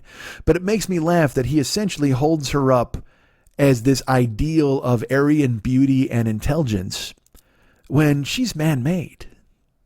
But she's got his genes in him, so to him, she's perfect. So I genuinely thought, you know what, that would be the punishment he deserves. If he ignored it and 86,000 people or whatever the fuck were dead and he just kept acting like he didn't care and talking about Joe Scarborough's a murderer and let's investigate this and that and the other fucking thing. And then if she got it and died, he'd have to wake up, right? I mean, it might drive him to do something even crazy. Like, nuke somebody, nuke China, whatever the fuck. He'd make it personal is what he would do. Just like fucking George Bush. They came after my dad and fucking attack Iraq and ruin everything in the fucking world. 6 million people die as a result of you thinking your dad was in trouble because Saddam Hussein wanted to kill him, even though there was never a fucking chance of that, you dumb fucking hillbilly. You brush clearing, fucking weird painting making, Michelle Obama handshaking cocksucker. Why aren't you in fucking jail? Jesus Christ. You know what I mean? We gave them all a break. We didn't put any of these fucking guys in jail. Bush should be in the fucking Hague. Cheney too. Liz Cheney this week came out and she's like, Dr. Fauci's an expert and we should listen to him. I'm like, hey, I don't fucking care what you have to say at all. You fucked Dick Cheney. That gives me all sorts of red flags about your judgment, you fuck. Or is Liz the daughter? I don't even fucking know. Dude, get fucked.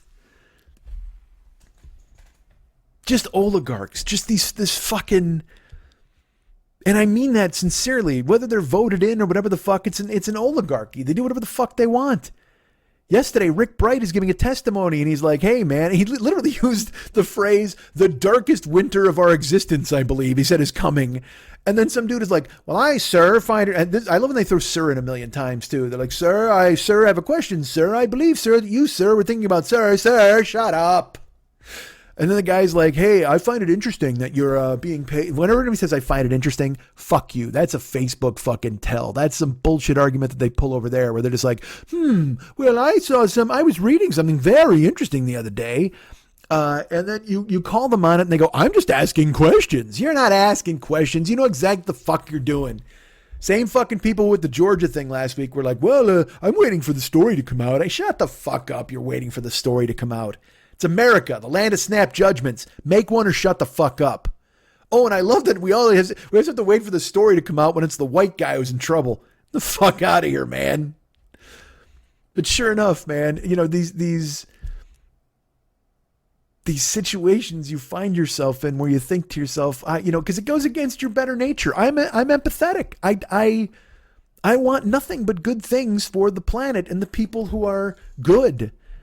But these oligarchs, Rick Bright, Rick Bright, the dude fucking, He's like, sir, I find it hard to believe that you're being still paid by the United States government and you could somehow muster the strength even though you have meningitis, whatever the fuck, some disease. He's like, but hypertension, and you could still come here and testify on this day. Like, why can't you do your job when you're being paid by the United States government so much money? But now you come here and sit in a chair and talk to us. Well, it seems weird. If you were that ill, maybe you should stay up, whatever. Where they're trying to paint him like a fucking layabout. Like he's on the dole, you know, he's taking money from the government. They always try to spin it in some weird welfare way, like, oh, I can't believe you've let go of your own bootstraps and still taking your salary even though you have hypertension. Yeah, because that's what they think of you. They think of you as a fucking a cog in the machine. And when you're worn down, you're not good anymore, they throw you away, man.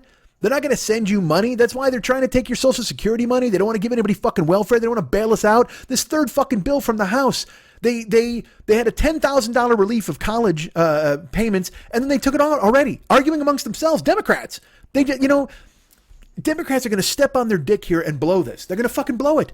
They're going to hung this around his neck like a fucking anvil and drop them into the fucking ocean.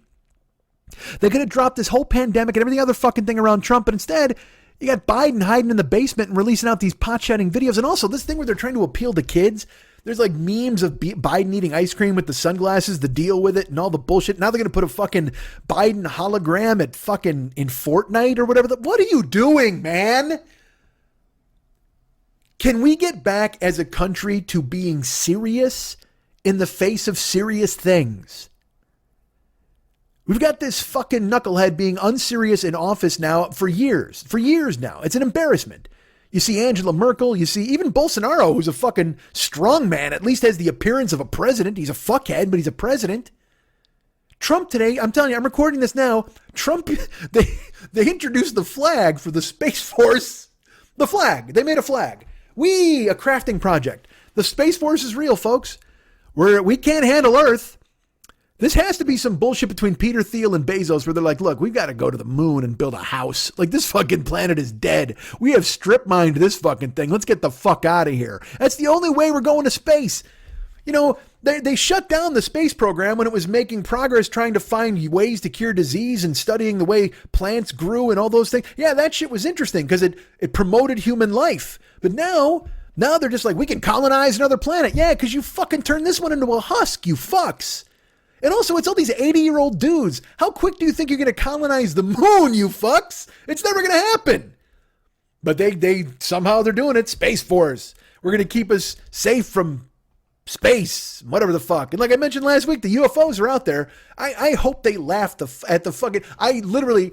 right now, I hope there's like fucking Kang and Konos or whatever the fuck, the guys from The Simpsons, the aliens, the fucking... The dudes from fucking Close Encounters, the beep, beep, beep, beep, beep, those fucking dudes. I hope they're just, all of them, like they all have a community television and they're watching it on their ships and they're just laughing their asses off at us coming up with a fucking flag. A flag. Literally, because like we were like, Space Force, keep us safe from the villains in space. When the monsters come with their cookbook and Richard Keel is there as well with a giant head, we're going to keep us safe. With a flag. We're gonna, you know what? They're gonna make that flag 6 feet, 2 inches long so Trump can hide behind it when the fucking aliens come. That's the only reason he wanted the flag. Let me ask you something. Could you make a suit made out of the flag material so I could climb in it and blend into the flag itself so they would not see me as they were ransacking the planet? What do you got to lose? Space Force! Erwin Mainway, fucking Nathan Thurm, motherfucker. God damn it. Space Force. They put out the flag and then Trump is talking. He's like, we have a missile. I call it a super duper missile. Oh, do you? You have to laugh at these assholes. I mean, they're killing the planet. They killed all of us. All right, they've already, our death sentence has been released. Okay, we all get this. You kind of laugh at these fuckheads on the way out, don't you? I mean, the super duper missile, is that what we're doing? Is that going to scare the Russians now? That's the equivalent of painting the scary faces on the planes in World War II. Get the fuck out of here. The super duper missile. And here's another thing we did. We painted a big muscly arm on the side, so it's the last thing they see when it blows up at fucking atmosphere. The super duper missile. Get fucked, you ridiculous goddamn. You know, literally, the only thing Trump knows about Space Force is because he wants to build a Johnny Rockets on the moon because the name works. Fuck you, you idiot. Unreal, man. Fucking Trump, you, I can't anymore. But you gotta laugh at these fuckheads. You absolutely have to. Because it's just getting stupider every day. You can't, and that's what I said, I'm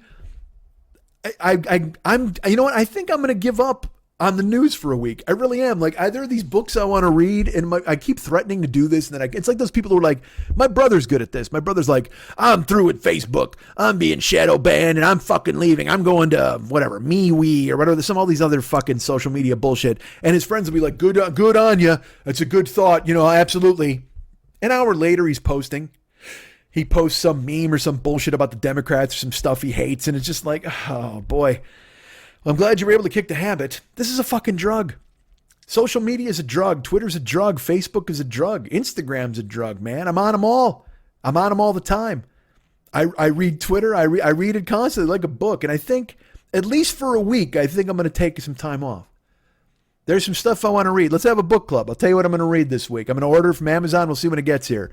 I'm going to read the Ken Shamrock biography because I've not got Fighting on the Brain. I'm back into that. So I'm going to read that probably. There's a few. You don't care. Nobody gives a fuck about my book club. Nobody gives a fuck about any of it. But I'll do this show next week, and I'll do Twitch streams pretty much every day. And let's just laugh fucking together until we're on it, until it's over. Till it's over, because it's over. I know it sounds stupid, and I don't mean like, oh, we're all going to be eating each other in the streets anytime soon. This is more of a slow burn. Like I said, I never in my life envisioned that I would be watching the end of a civilization anywhere but on a movie or television screen.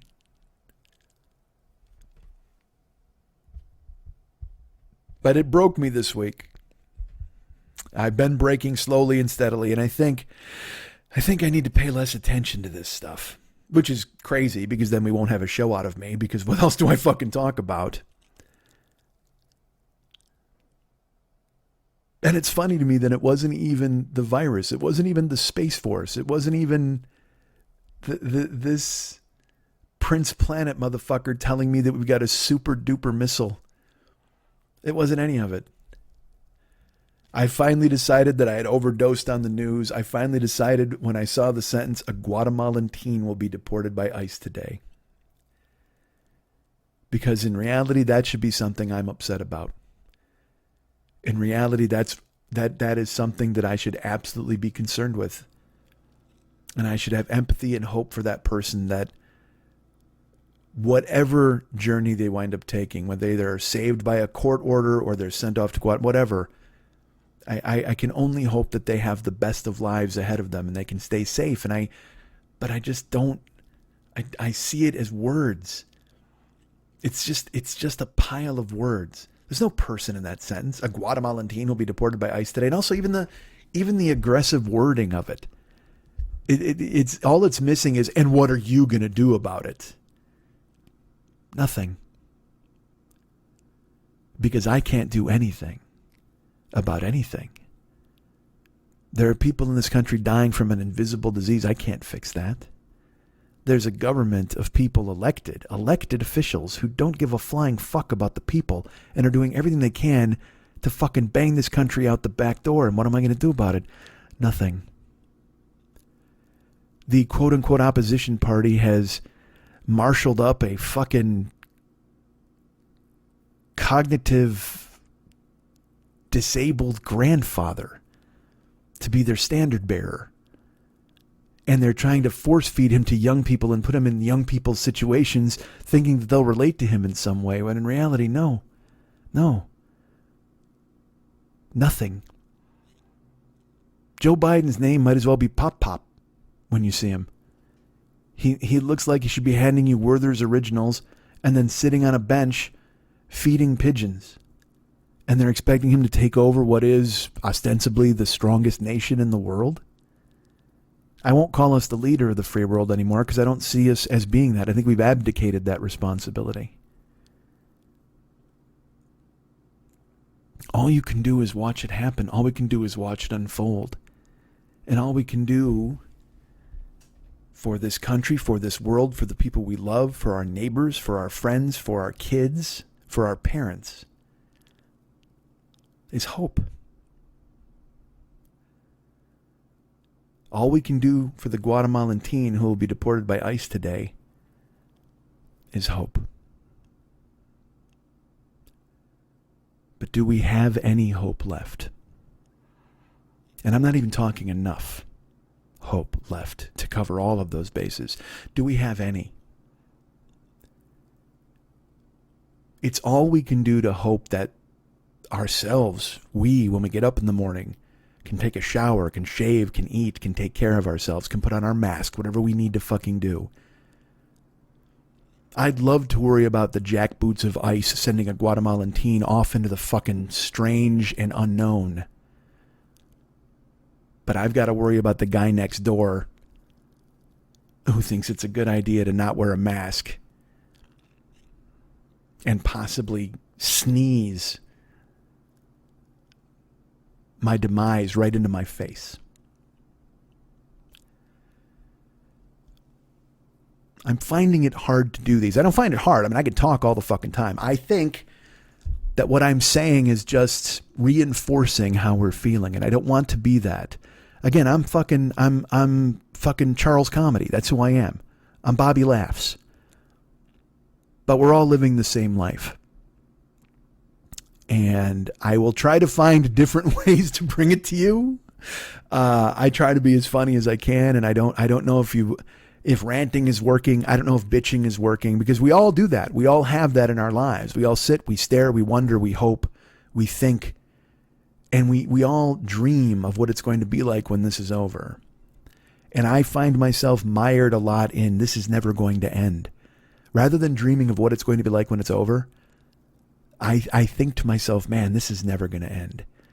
And I don't know if you need that in your entertainment right now. I don't know if you need me to be just yet another millstone around your neck. When you turn on the news, you turn on fucking social media, anything, even your friends, family members who might support the wrong guy. Or let's put it this way, not even support the wrong guy, just disagree with your take on things. But I will keep talking into a microphone and hope it lands somewhere. And like I said, if you bail, I guess I get it. You know what I mean? Because I'm not exactly bringing a message of hope. And maybe you're looking for uplift. And if you are, there's plenty of shows that are out there that will do that for you, I'm sure. But if you're still on board, I'll be here. Whether it's ending or not. You guys can get me at Mike at MikeSchmidtComedy.com. You guys can be my friend at Facebook.com/the40year-old-boy. You can follow me at Twitter.com/the40year-old-boy. I'm at Instagram and Snapchat at Mike40YOB. Why wouldn't you find me there? Of course you would. I'm there lurking. I'm also on TikTok. I've never opened the goddamn thing. I'm not going to lie to you. I can't learn a dance. I'm too old to learn a dance. I'm too fat to learn a dance. I'm doing an experiment with my body now. It's like the first 2 months I lost 60 pounds. Now I've put it all back on. Maybe I make a quarantine challenge to see how fat I can get. Maybe I just expand, man. I go Violet Beauregard fucking Blueberry. And then when the quarantine ends, I'm like, all right, now we work it off Rocky style. Let's play the Rocky. Da, da, da, da, da, da, da, da, da. Who knows? But find me at Instagram and Snapchat, Mike40YOB. I'm there. Find me, please. Our buddy Ryan Dirks, he's that guy. Does all the web stuff for us. You can find him at Facebook.com/Ryan Dirks. He's our friend. staying alive during quarantine. And our buddy David Hernandez is out there, David Mex Hernandez. He does all the music and all of the artwork for this show. You can find him at facebook.com/David Mex Hernandez. Be his friend. Peruse his photos. Look at the artwork that he's done for this show, the artwork he's done for the Westside 86 Jokers page, and you'll see really, really good stuff. He's been putting up also, if you become his friend at facebook.com/David Mex Hernandez, every week now he's putting up 1 or 2 clips of himself singing in his house and doing amazing work. Really, really great stuff. You've heard him here, but now you can actually see him singing. In case you thought I was I had invented a Mex character and I was doing all the singing. Oh no, I will tell you no. That is not what's happening. Our buddy David does it all. So go to facebook.com/David Mex Hernandez. He's also got a closed group you can join. This is dumb, that's dumb, you're dumb, I'm dumb. You send him a note. He sends you some questions. You answer them like a human being, and then you're in the group. Look at that. Everybody's in the group and having fun. He's got all sorts of characters he's created, all sorts of artwork he's done for that page. He's done artwork for me. And if you want to hire him to do stuff, you can. Check out all the styles that he works in. He can work in oils. He can work in watercolors. And look, he doesn't just do caricatures and small cartoons. He can do full-on paintings. I've seen his work on listeners' walls. It's fucking incredible. And if you want something done, just reach out to him and ask him, and he will answer you honestly, and he will quote you a price that I'm sure you can deal with. And whatever price he quotes you, not going to be enough, because the guy does fucking astonishing work. And when you get it, you're going to go, fuck, I would have paid double. I guarantee you would have. So get in touch with the guy, facebook.com/David Mex Hernandez, or you can check his website to see another variety of the work that he's done. Go to his website right now, as a matter of fact. I'll wait. I don't know if I should wait. What if I did? What if I waited the rest of the show? We're late already. I'm going to go. You know what? I'll tell you this. We're not just late. We are super duper late. What a fucking Johnny Neutron fucking doofus. Oh my God, what an idiot. He's the dumbest. They can't even argue. He's the dumbest in the world. I can't wait. So I'll tell you what. Go to his website. Art by DMH Scott. Screwed it up. Go to his website, our buddy David Mex Hernandez. Artbydmh.com. That's ARTBYDMH.com.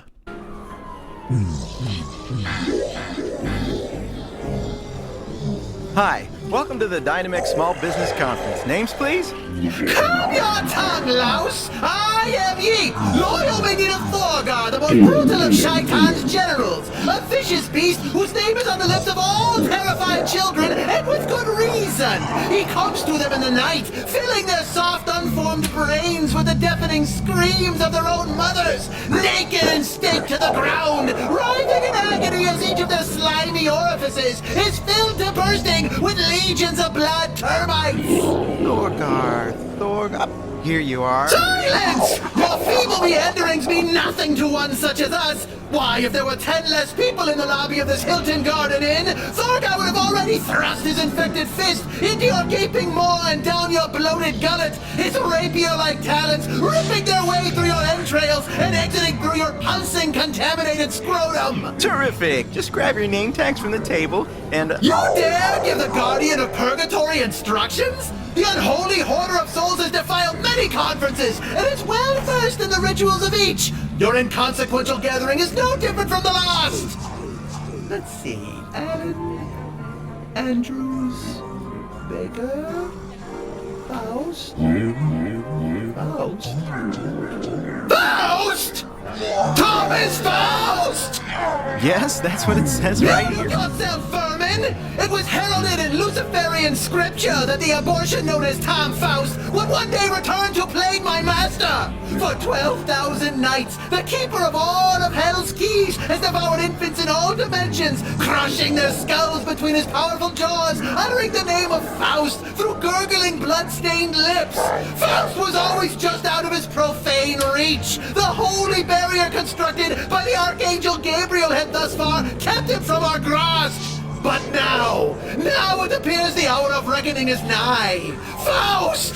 Yes, master, he should have stayed in London, but his return here to Cincinnati, Ohio has left him vulnerable to our whims, and our whims are many agony. The depraved ones, 10 or 9 tons, will flay the flesh from his wretched bones, and after each stroke, leaves him writhing in shuddering agony. His pathetic frame will be lowered into a boiling cauldron filled with the cum of 1,000 fiends. He will have the obscene pleasure of watching himself be eaten alive by Amit herself.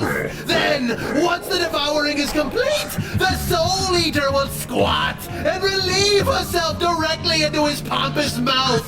Remember how full of yourself you were in Boston, Faust? Now, you will truly know what that phrase means. Vengeance will be ours, Faust! Yes, Thorgar, there is a business center.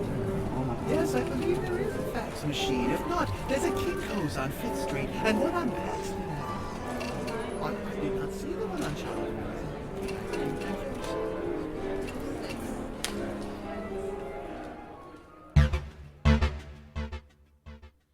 Hey, Mr. Green Jeans, don't you make yourself sick. It's not your fault, you're not a jag-off or a dick. Hey, Mr. Green Jeans, please don't take it to heart. You're better off away from us, sitting by the dessert cart. You never lost a tooth in a fight. You never whipped eggs in the night. You never hit a child with a handful of peppers and onions. That's a sign of a Japanese salad, people. Hey, Mr. Green Jeans, don't you make yourself sick. It's not your fault, you're not a jag-off or a dick. Hey, Mr. Green Jeans, please don't take it to heart. You're better off away from us, sitting by the dessert cart. You never put your foot through a wall. You never bankrupted a mall. You never brought a knife to a schoolyard fight and expected someone to use it. Slice them on up. Hey, Mr. Green Jeans, keep those green jeans on your bottom. But we're gonna ask you if they sell men's clothes where you got them. Hey, Mr. Green Jeans, you just keep that happy aura. And don't you cry when we eat pie out of your fedora. You never made up a lawnmower dance. You never stole a friend's dad's pants. You never wrote your name in mustard, including dotting the I with the rest of the bottle of mustard. Hey, Mr. Green Jeans, keep those green jeans on your bottom. But we're gonna ask you if they sell men's clothes where you got them. Hey, Mr. Green Jeans, you just keep that happy aura. And don't you cry when we eat pie out of your fedora. Oh, Mr. Green Jeans, don't consider yourself weak. Just because you never told a guy to clean up his squeak.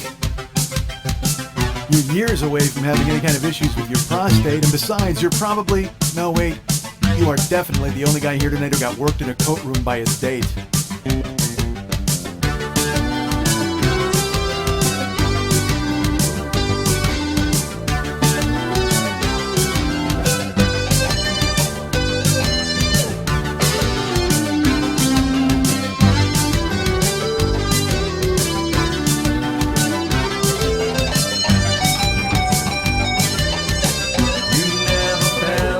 While working, you never said the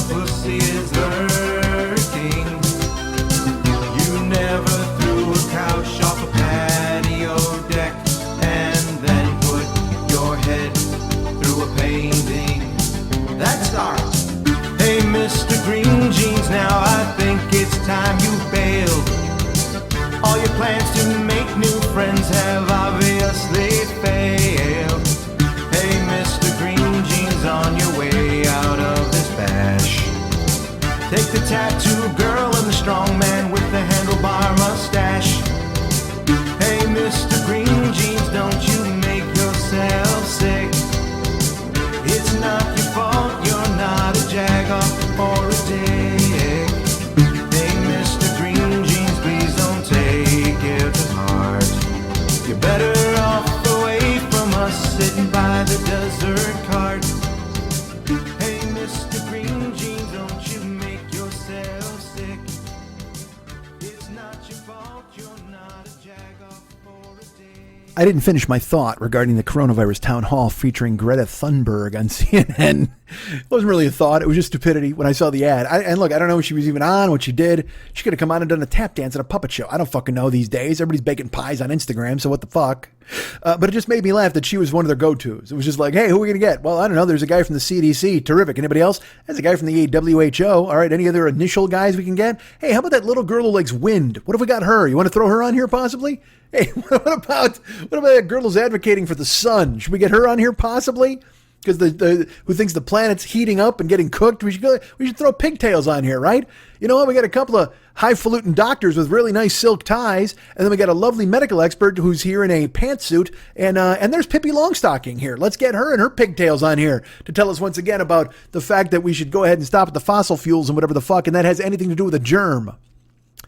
We're having fun. She's lovely. Whatever her cause is, I don't care. I mean, again, good for her. And she's got a world to look forward to. She's just like, whatever that you guys, and don't you like clouds like I do anyway? I'm Swedish. All right. That was the thought. I just thought of it because it flashed into my brain. I'm like, did I even finish that? I don't think I did. And not that it was worth it. And that wasn't even like literally, I say that I didn't finish my thought. There was no thought. I started to bring it up, but that's what but just now. So there, what I said is what I want to say. But I made it up. Who cares? Nobody cares. Hey, man. Why don't you leave me alone? I said, hey, man, but I got to get on the phone. Hey, man. She's a total blam blam. All right. Hey, we got sponsors for this show. Did you know that? We do. Our great and fantastical friend, Fearful Jesuit, runs the Paranoid Strain podcast. The new one is out now. That's right. I'm going to tell you it right now. The Paranoid Strain available right now at Apple Podcasts or in the iTunes Store or anywhere else you get lovely podcasts. The Paranoid Strain is out with COVID-2. It's their second episode about the coronavirus. I will tell you, I have not listened, unfortunately. He sent it to me a couple days ago, and I'm coronavirused out a little bit, and so I did not plunge in. I'm looking forward to hearing it. I like to save it for when I can actually devote some time to it and sit and listen. And so that exists now. You should go ahead and check it out. So you'll be way ahead of me, as a matter of fact, if you go ahead and listen to it. Then you can actually, you know what? Why don't you go ahead and do a show and tell me all what it's about? That would be fantastic. The Jesuit's going to kill me, and I don't blame him. I may be even disinvited from the compound. He's told me I can visit the compound whenever I want, and don't think I haven't thought about it. This, truthfully, when they announced they were shutting down LA for another 3 months, I was like, all right, well, that's fucking August. And I thought, you know what? I could just hop in the fucking car and drive to Chicago. Because then it's not, you're not flying, whatever the fuck. I could drive. I'm like, I could go to Chicago and hang with David. And then, by the way, without calling David, but that thought flashed through my brain. I'm like, you know what? I could actually fucking go to Chicago. That'd be cool to hang out. And I was telling a friend, and he said, yeah, that's got to be rough for anybody with kids, to have anybody come visit. And in my head, I was like, oh, fuck, I didn't even think about that. Like my godson and essentially my, what I consider my goddaughter. I mean, Mex's kids are I love them. And they're fantastic. And they're home, of course. They're all quarantined together. So if I went to Chicago, I would have to quarantine by myself somewhere for 2 weeks before I could even see Mex. And then what? I'm going to stay in that already, because when I used to stay at the house before, they were kids, they were small. Well, now she's a sophomore in college, and Val is taller than both of us. So I would just be in the way at that point. But it's that thing where I used to have the shorthand of, hey, maybe I'll just go stay at David's. And then I was like, oh yeah, no, I can't. The kids are there and they're adults now. They don't want their fucking uncle. They literally, if you're a little kid and your uncle's there eating spaghetti and making you laugh, maybe that's okay. But now if you're like a sophomore in college and your uncle's in the shower, that's fucking awful, man. Nobody wants to deal with that. So I couldn't possibly. So it was a thought I had, though, that did cross my brain. Oh, it was Siegel. Fuck yeah, it was Siegel who said, he was talking about getting out of here. He's like, man, if this goes on another 3 months, I got to get the fuck out of here. And I was like, and that's what triggered me to think that I should go stay with David. And he's like, oh yeah, with kids, that's got to be harder. And I was like, oh, fuck yeah. Way to ruin it. Way to fucking take that whole thing off. You cut me off at the knees, man. So anyway, Fearful Jesuit's got the podcast now, the Paranoid Strain podcast, available now in Apple Podcasts and the iTunes Store, wherever you can get podcasts. It's the newest edition. It's COVID-2 Corona Boogaloo is what I'm going to call it. And it's available now. Paranoid Strain podcast. You can write them a note, theparanoidstrain@gmail.com. You can leave a review in the iTunes Store and tell them that it's great and tell them you learned about it through me. You can write him that email and say, hey, man, I love the show, and we heard about it through Mike. That'd be totally cool, because he's going to be mad at me that I didn't listen. And I don't blame him, because honestly, you're like, well, you're quarantined, fuckhead. Why wouldn't you listen? Yeah, I know, but the germ... it's just, I'm overloaded on the germ, as I've mentioned, and then, of course, Guatemala broke me. I'm a weirdo. All right. But you can listen now. It's available right now in the iTunes Store. The Paranoid Strain, right now hosted by Fearful Jesuit, Danny Unicorn, exposing and destroying all of the coronavirus conspiracies that we've heard and hated. And you can check them out right now as available in the iTunes Store / Apple Podcast Store. And anywhere else you can find your cool ass podcasts. That'd be great. I did get another note. Let me double check this. I gotta see exactly what it's going to be. I mentioned Rob Matsushita's, his Knife Drop podcast, and he's kind of tabled that, as a matter of fact. But he does have a web series starting on YouTube. Okay, that's what it was. He wanted me to plug that. As opposed to the podcast, we'll plug his web series. It's going to be on YouTube. He's going to put a link on the Westside 86 Jokers page on Facebook. If you're on there, you'll see it there. He didn't give me a link, but once he gives me a link, I'll go ahead and tell you about it. But he's got a web series that's debuting on YouTube on May 20th, which is next week. Actually, so today's the 22nd. So probably, next Wednesday? I guess next Wednesday. It's an anthology series shot by different people all over the globe. All stories written by our friend Rob Matsushita. It could be comedy, could be drama, could be horror, could be sci-fi, could be satire. Every Wednesday, there's a new episode. He's going to go ahead and put them out there on YouTube. And I will tell you this, I'm in one of them. And I was not great. I hope he did whatever he could with his editing skills to try to make me look okay. Because again, it was a weird thing where I had to record it at my own desk. I think I've talked about this in the past. So I did it. And whatever he was able to make it into, look, I saw clips of his other stuff. This is the thing. I did what I do. And then I sent it, whatever. And then I saw other clips of his other stuff, and I'm like, these people are fucking great. Like, why the fuck would you ask me to be involved with these people who are real actors doing real stuff? And then he gets the footage, and he's like, oh my God, it's so good. And I'm like, yeah, these are lies. You don't have to fucking say that, because he knows I'm weird anyway. Whatever the fuck, who cares? Go watch all of the other great people, and I will appear in one of them doing whatever the fuck I do. But it'll be on YouTube. I'll get the link for next week's show. It starts May 20th. It's called Stay Home, an anthology series. He's edited together found footage or footage sent to him by all sorts of different people. He sent scripts to people. They acted their parts, and he put it all together. And like I said, it's all different kinds of genres, comedy, drama, satire, whatever the fuck. He'll put a link on the Jokers page, and then you'll be able to check it out. But also, I'll give you the link next week. So that's our friend Rob Matsushita. Stay Home, a YouTube series starting next week. Go ahead and check it out. And now let's talk about supporting this show. Why not, right? Let's do that as I shout and shout. Cameo exists if you want me to tell anybody, hey, let's have a good summer. If you want me to plug your web series that debuts on May 20th, you can hire me to do a cameo. Why wouldn't you do that? Maybe you do that, Rob. Maybe you buy like 20 cameos with me calling random people, telling them about your fucking show. That'd be a fucking fine move. I'm available right now. It's bookcameo.com, where you can get the Cameo app on your phone. Hire me to call people and tell them they're great. It's graduation season. Sometimes people didn't get to graduate. I can console them for that. I can go ahead and pomp their circumstance. Whatever the fuck you want me to do, I'm happy to do it. That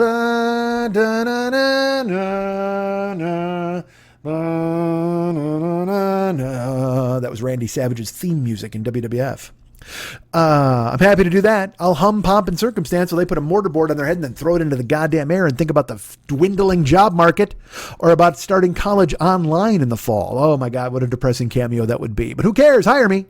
Cameo's an app. You put it on your phone, or you go to bookcameo.com, find that, and get me on there, please. It would be cool, and I'd love it. You can use our Amazon link. Are you still buying stuff from Amazon? You should be. Did you see that Jeff Bezos is a trillionaire? That's thanks to you and me, man. That's right. He thought he'd never get there. He was like, I couldn't possibly be. And then guess what? Boom. $1 trillionaire status courtesy of me and you doing our part.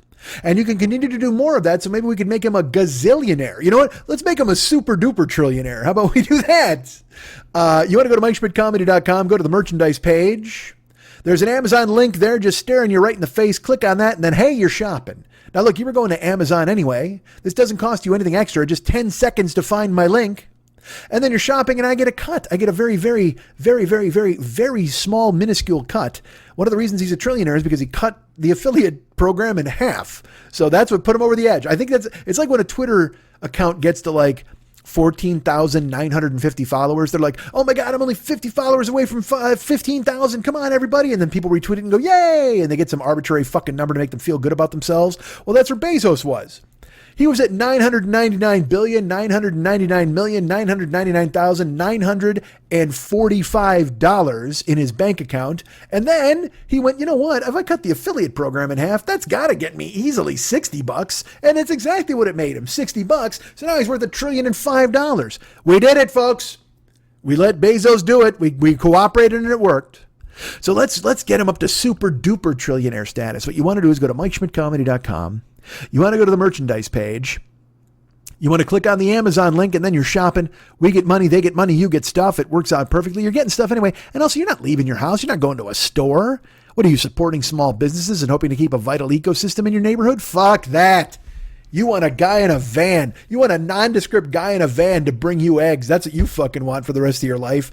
You want to stay in your apartment, slide open a little door like a speakeasy to see if a guy's got fucking some sort of special password to give you bread. There you go.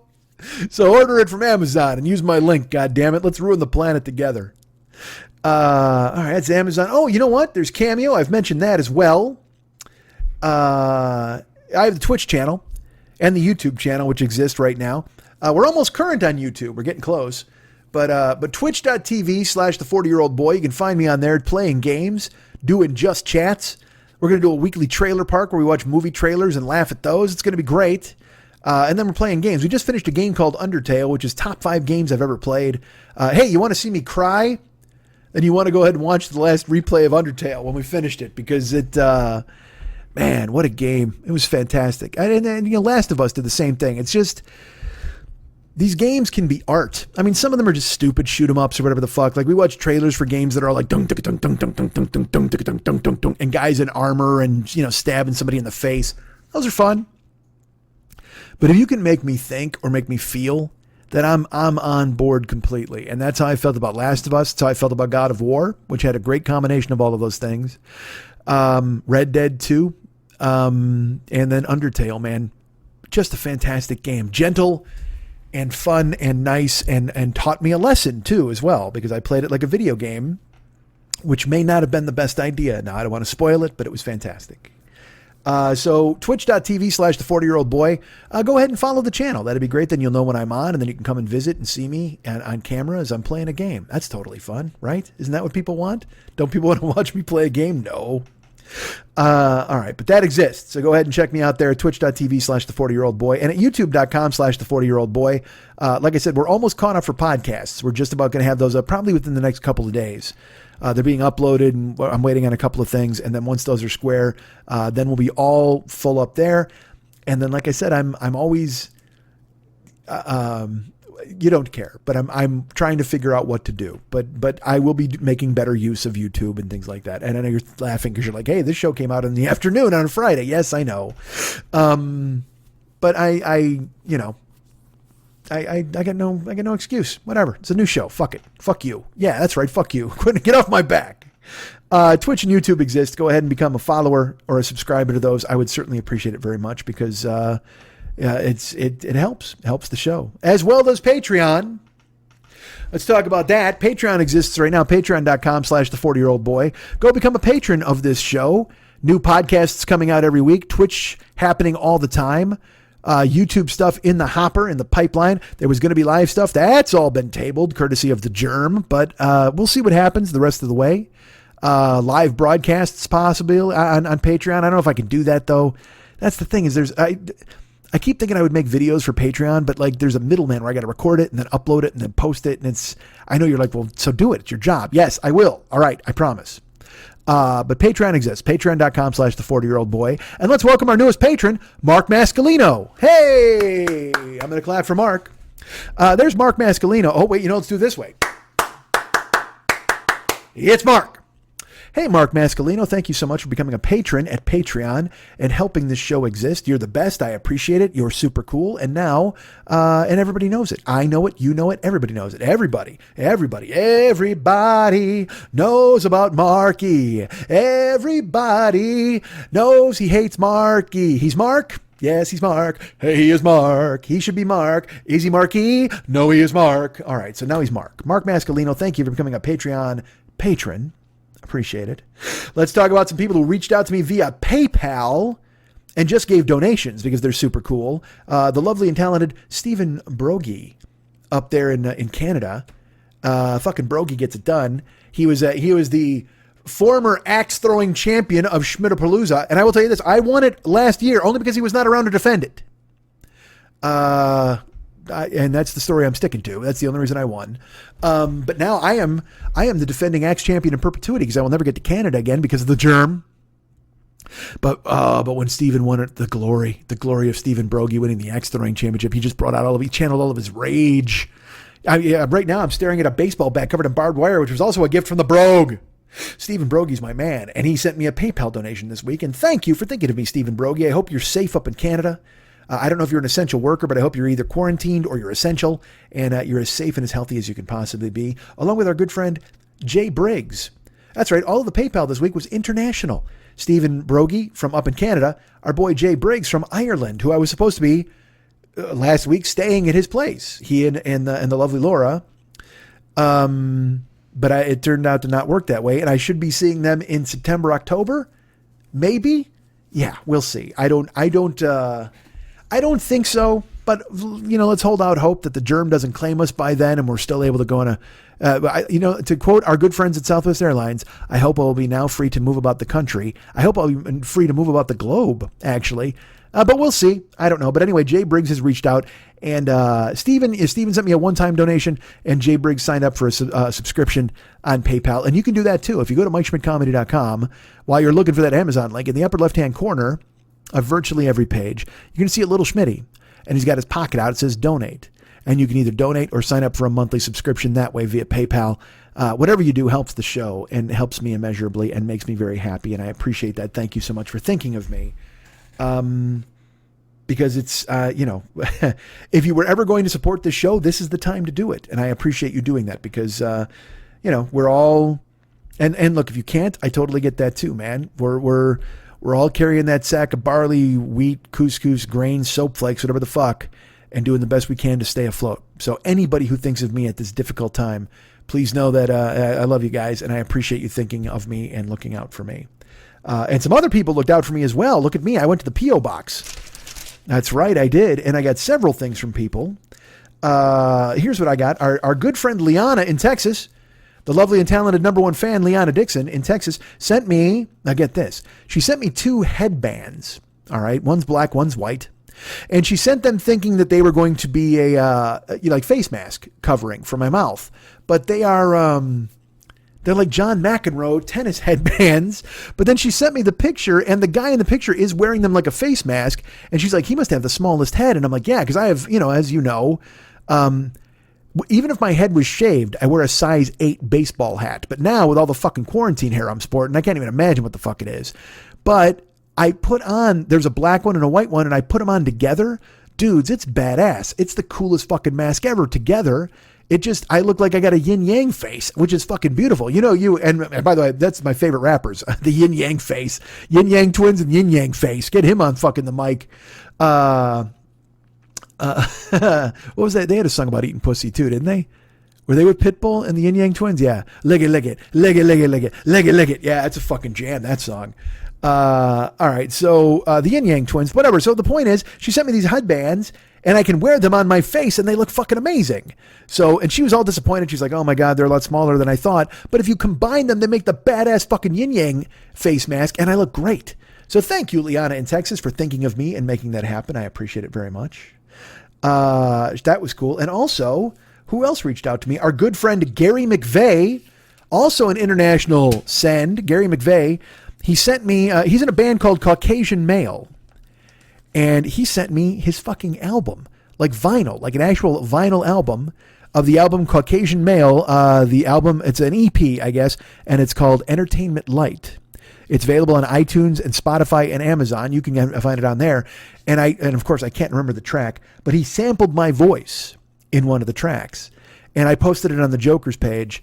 Gary, if you're listening, man, send me, again, tell me, I can find it when I get off because I can look you up in my fuck it. You know what? I just do it right now. I'll do it on the air. What the fuck do I care? You guys are here. We're all friends. Let me try to find it in my Facebook Messenger because I know Gary reached out to me that way. So let's pull it up. And there's our boy Gary. And where is it here? Oh, it's in the song Dum Dum Bullet. And they used my voice in the song Dum Dum Bullet, which you can find on YouTube. If you just put in Caucasian Male, Dum Dum Bullet, and it's D-U-M, I know I've plugged it before, but you'll hear my voice sampled in the fucking song, and I was just like, dude, that's awesome. It was great. And actually, Jesus Christ, that's a year ago this month. So there you go. So Gary, and I also heard another one of his songs called The Queen of the Night Said It's All Right, which is kind of a split ends vibe to it. I liked it very much. So thank you, Gary McVeigh, for thinking of me and sending me your EP on vinyl. Now, for Christmas, I wound up getting a vinyl player so I can actually play this album now, courtesy of our friend Jamers. So look at everybody working in concert together. But thank you for thinking of me, Gary. I appreciate you sending that to me, and I look forward to playing that album and hearing my voice over and over again because I love my voice. Our good friend Matt Henshaw stepped up, and he has sent me a book. What is this book called? Let me take a look. Let me pull it over. Where is it? What? Did I throw it away? It's the book called She Rides Shotgun, a novel by Jordan Harper, winner of the Edgar Award. Megan Abbott, who wrote You Will Know Me, said it is unforgettable. All of that is high praise from our friends over there on the book cover, but Matthew Henshaw himself said he dug it. It was a great story and excellent writing, and I will go ahead and consume this book as quickly as I can. Like I said, I'm going to dive into some books this week. I say it now. You can hold me to it. You can write me notes and say, Mike, are you reading? What are you doing? Let's put it this way. I hope to have at least one book done by the time I do a show next week. I'd love to have 2 books in the can. Who knows? We'll see. It all depends on how quickly Amazon can get them here. By the way, do I have 2 bookshelves full of books that I probably should read? I do. I mentioned The Jungle. I've got books about Ireland people have sent. I've got some wrestling books here. The Road Warriors, Roddy Piper, that our buddy Chuck Hudspeth sent me. So I need to read those as well. But I'm reading the Shamrock book. I'm reading a book called The Death of WCW. I want to read this book called The Shooters, which is about tough guys in wrestling. And maybe I'll talk about that all next week. Who knows? We'll see what happens. But I got to do something, right? I got to pull my head out of the fucking morass, pull my head out of the molasses that you find online and start just going ahead and breathing. That's because I get, you get consumed. It rolls over you where you're just sitting there fucking going, all right, well, this is news and then this and that. And I talked about it last week, the snark and the people that are angry and funny and this. And you get tired of it. And like I said, just that with the phrasing of that sentence, like a Guatemalan teen, what are you going to do about it? Nothing, man. I can't do anything about it. I wish I could. I can't do anything about fucking anything. I can barely do shit in my own fucking house. I'm cooking eggs every morning. How about that? I make myself eggs. I make a couple of Eggo waffles. I put the eggs on there like a little sandwich, a little maple syrup, a little butter. There you go. I got breakfast every morning. That's right now. That's the extent of my challenges, and I'm fucking meeting them. I'm showering every day. I shave twice a week. I make breakfast every morning. I do my laundry when it needs to be done. I'm keeping my house neat and tidy. That's what I'm doing. I'm staying afloat, baby. I'm staying above the waves. I'm not getting crashed under. Nobody's pulling me down. There is no undertow. I'm not getting swallowed up. But at the same fucking time, I can't save the fucking world. I keep thinking I can read about it and do this and that. And all you do is seethe. I'm tired of seething, right? I don't want to be seething. I want to be on Twitch. I want to be doing that. I want to be talking to you guys. I want to be doing the show. But I also want to bring stuff to the show that means something. I can't just do a show where I'm like, hey, let's hate. Hey, let's hate. That's not a bad song. Hey, let's hate. Everything in the world together. Hey, let's hate. Me, you, sister, and your brother. Hey, let's hate. All the things that have got us down. Hey, let's hate that guy in DC. Don't you think that he's a clown? Hey, let's hate. I'm not naming names. Now, hey, let's hate. They all deserve the blame. Hey, let's hate.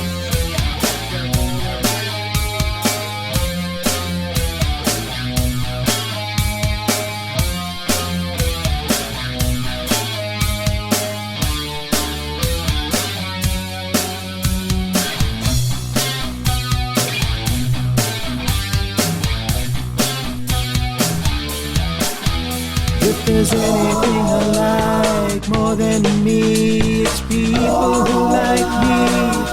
I love me, but if you love me, I love you. 'Cause you know why we both love me. How great am I? Let's talk about that for a while. And by while, I mean forever.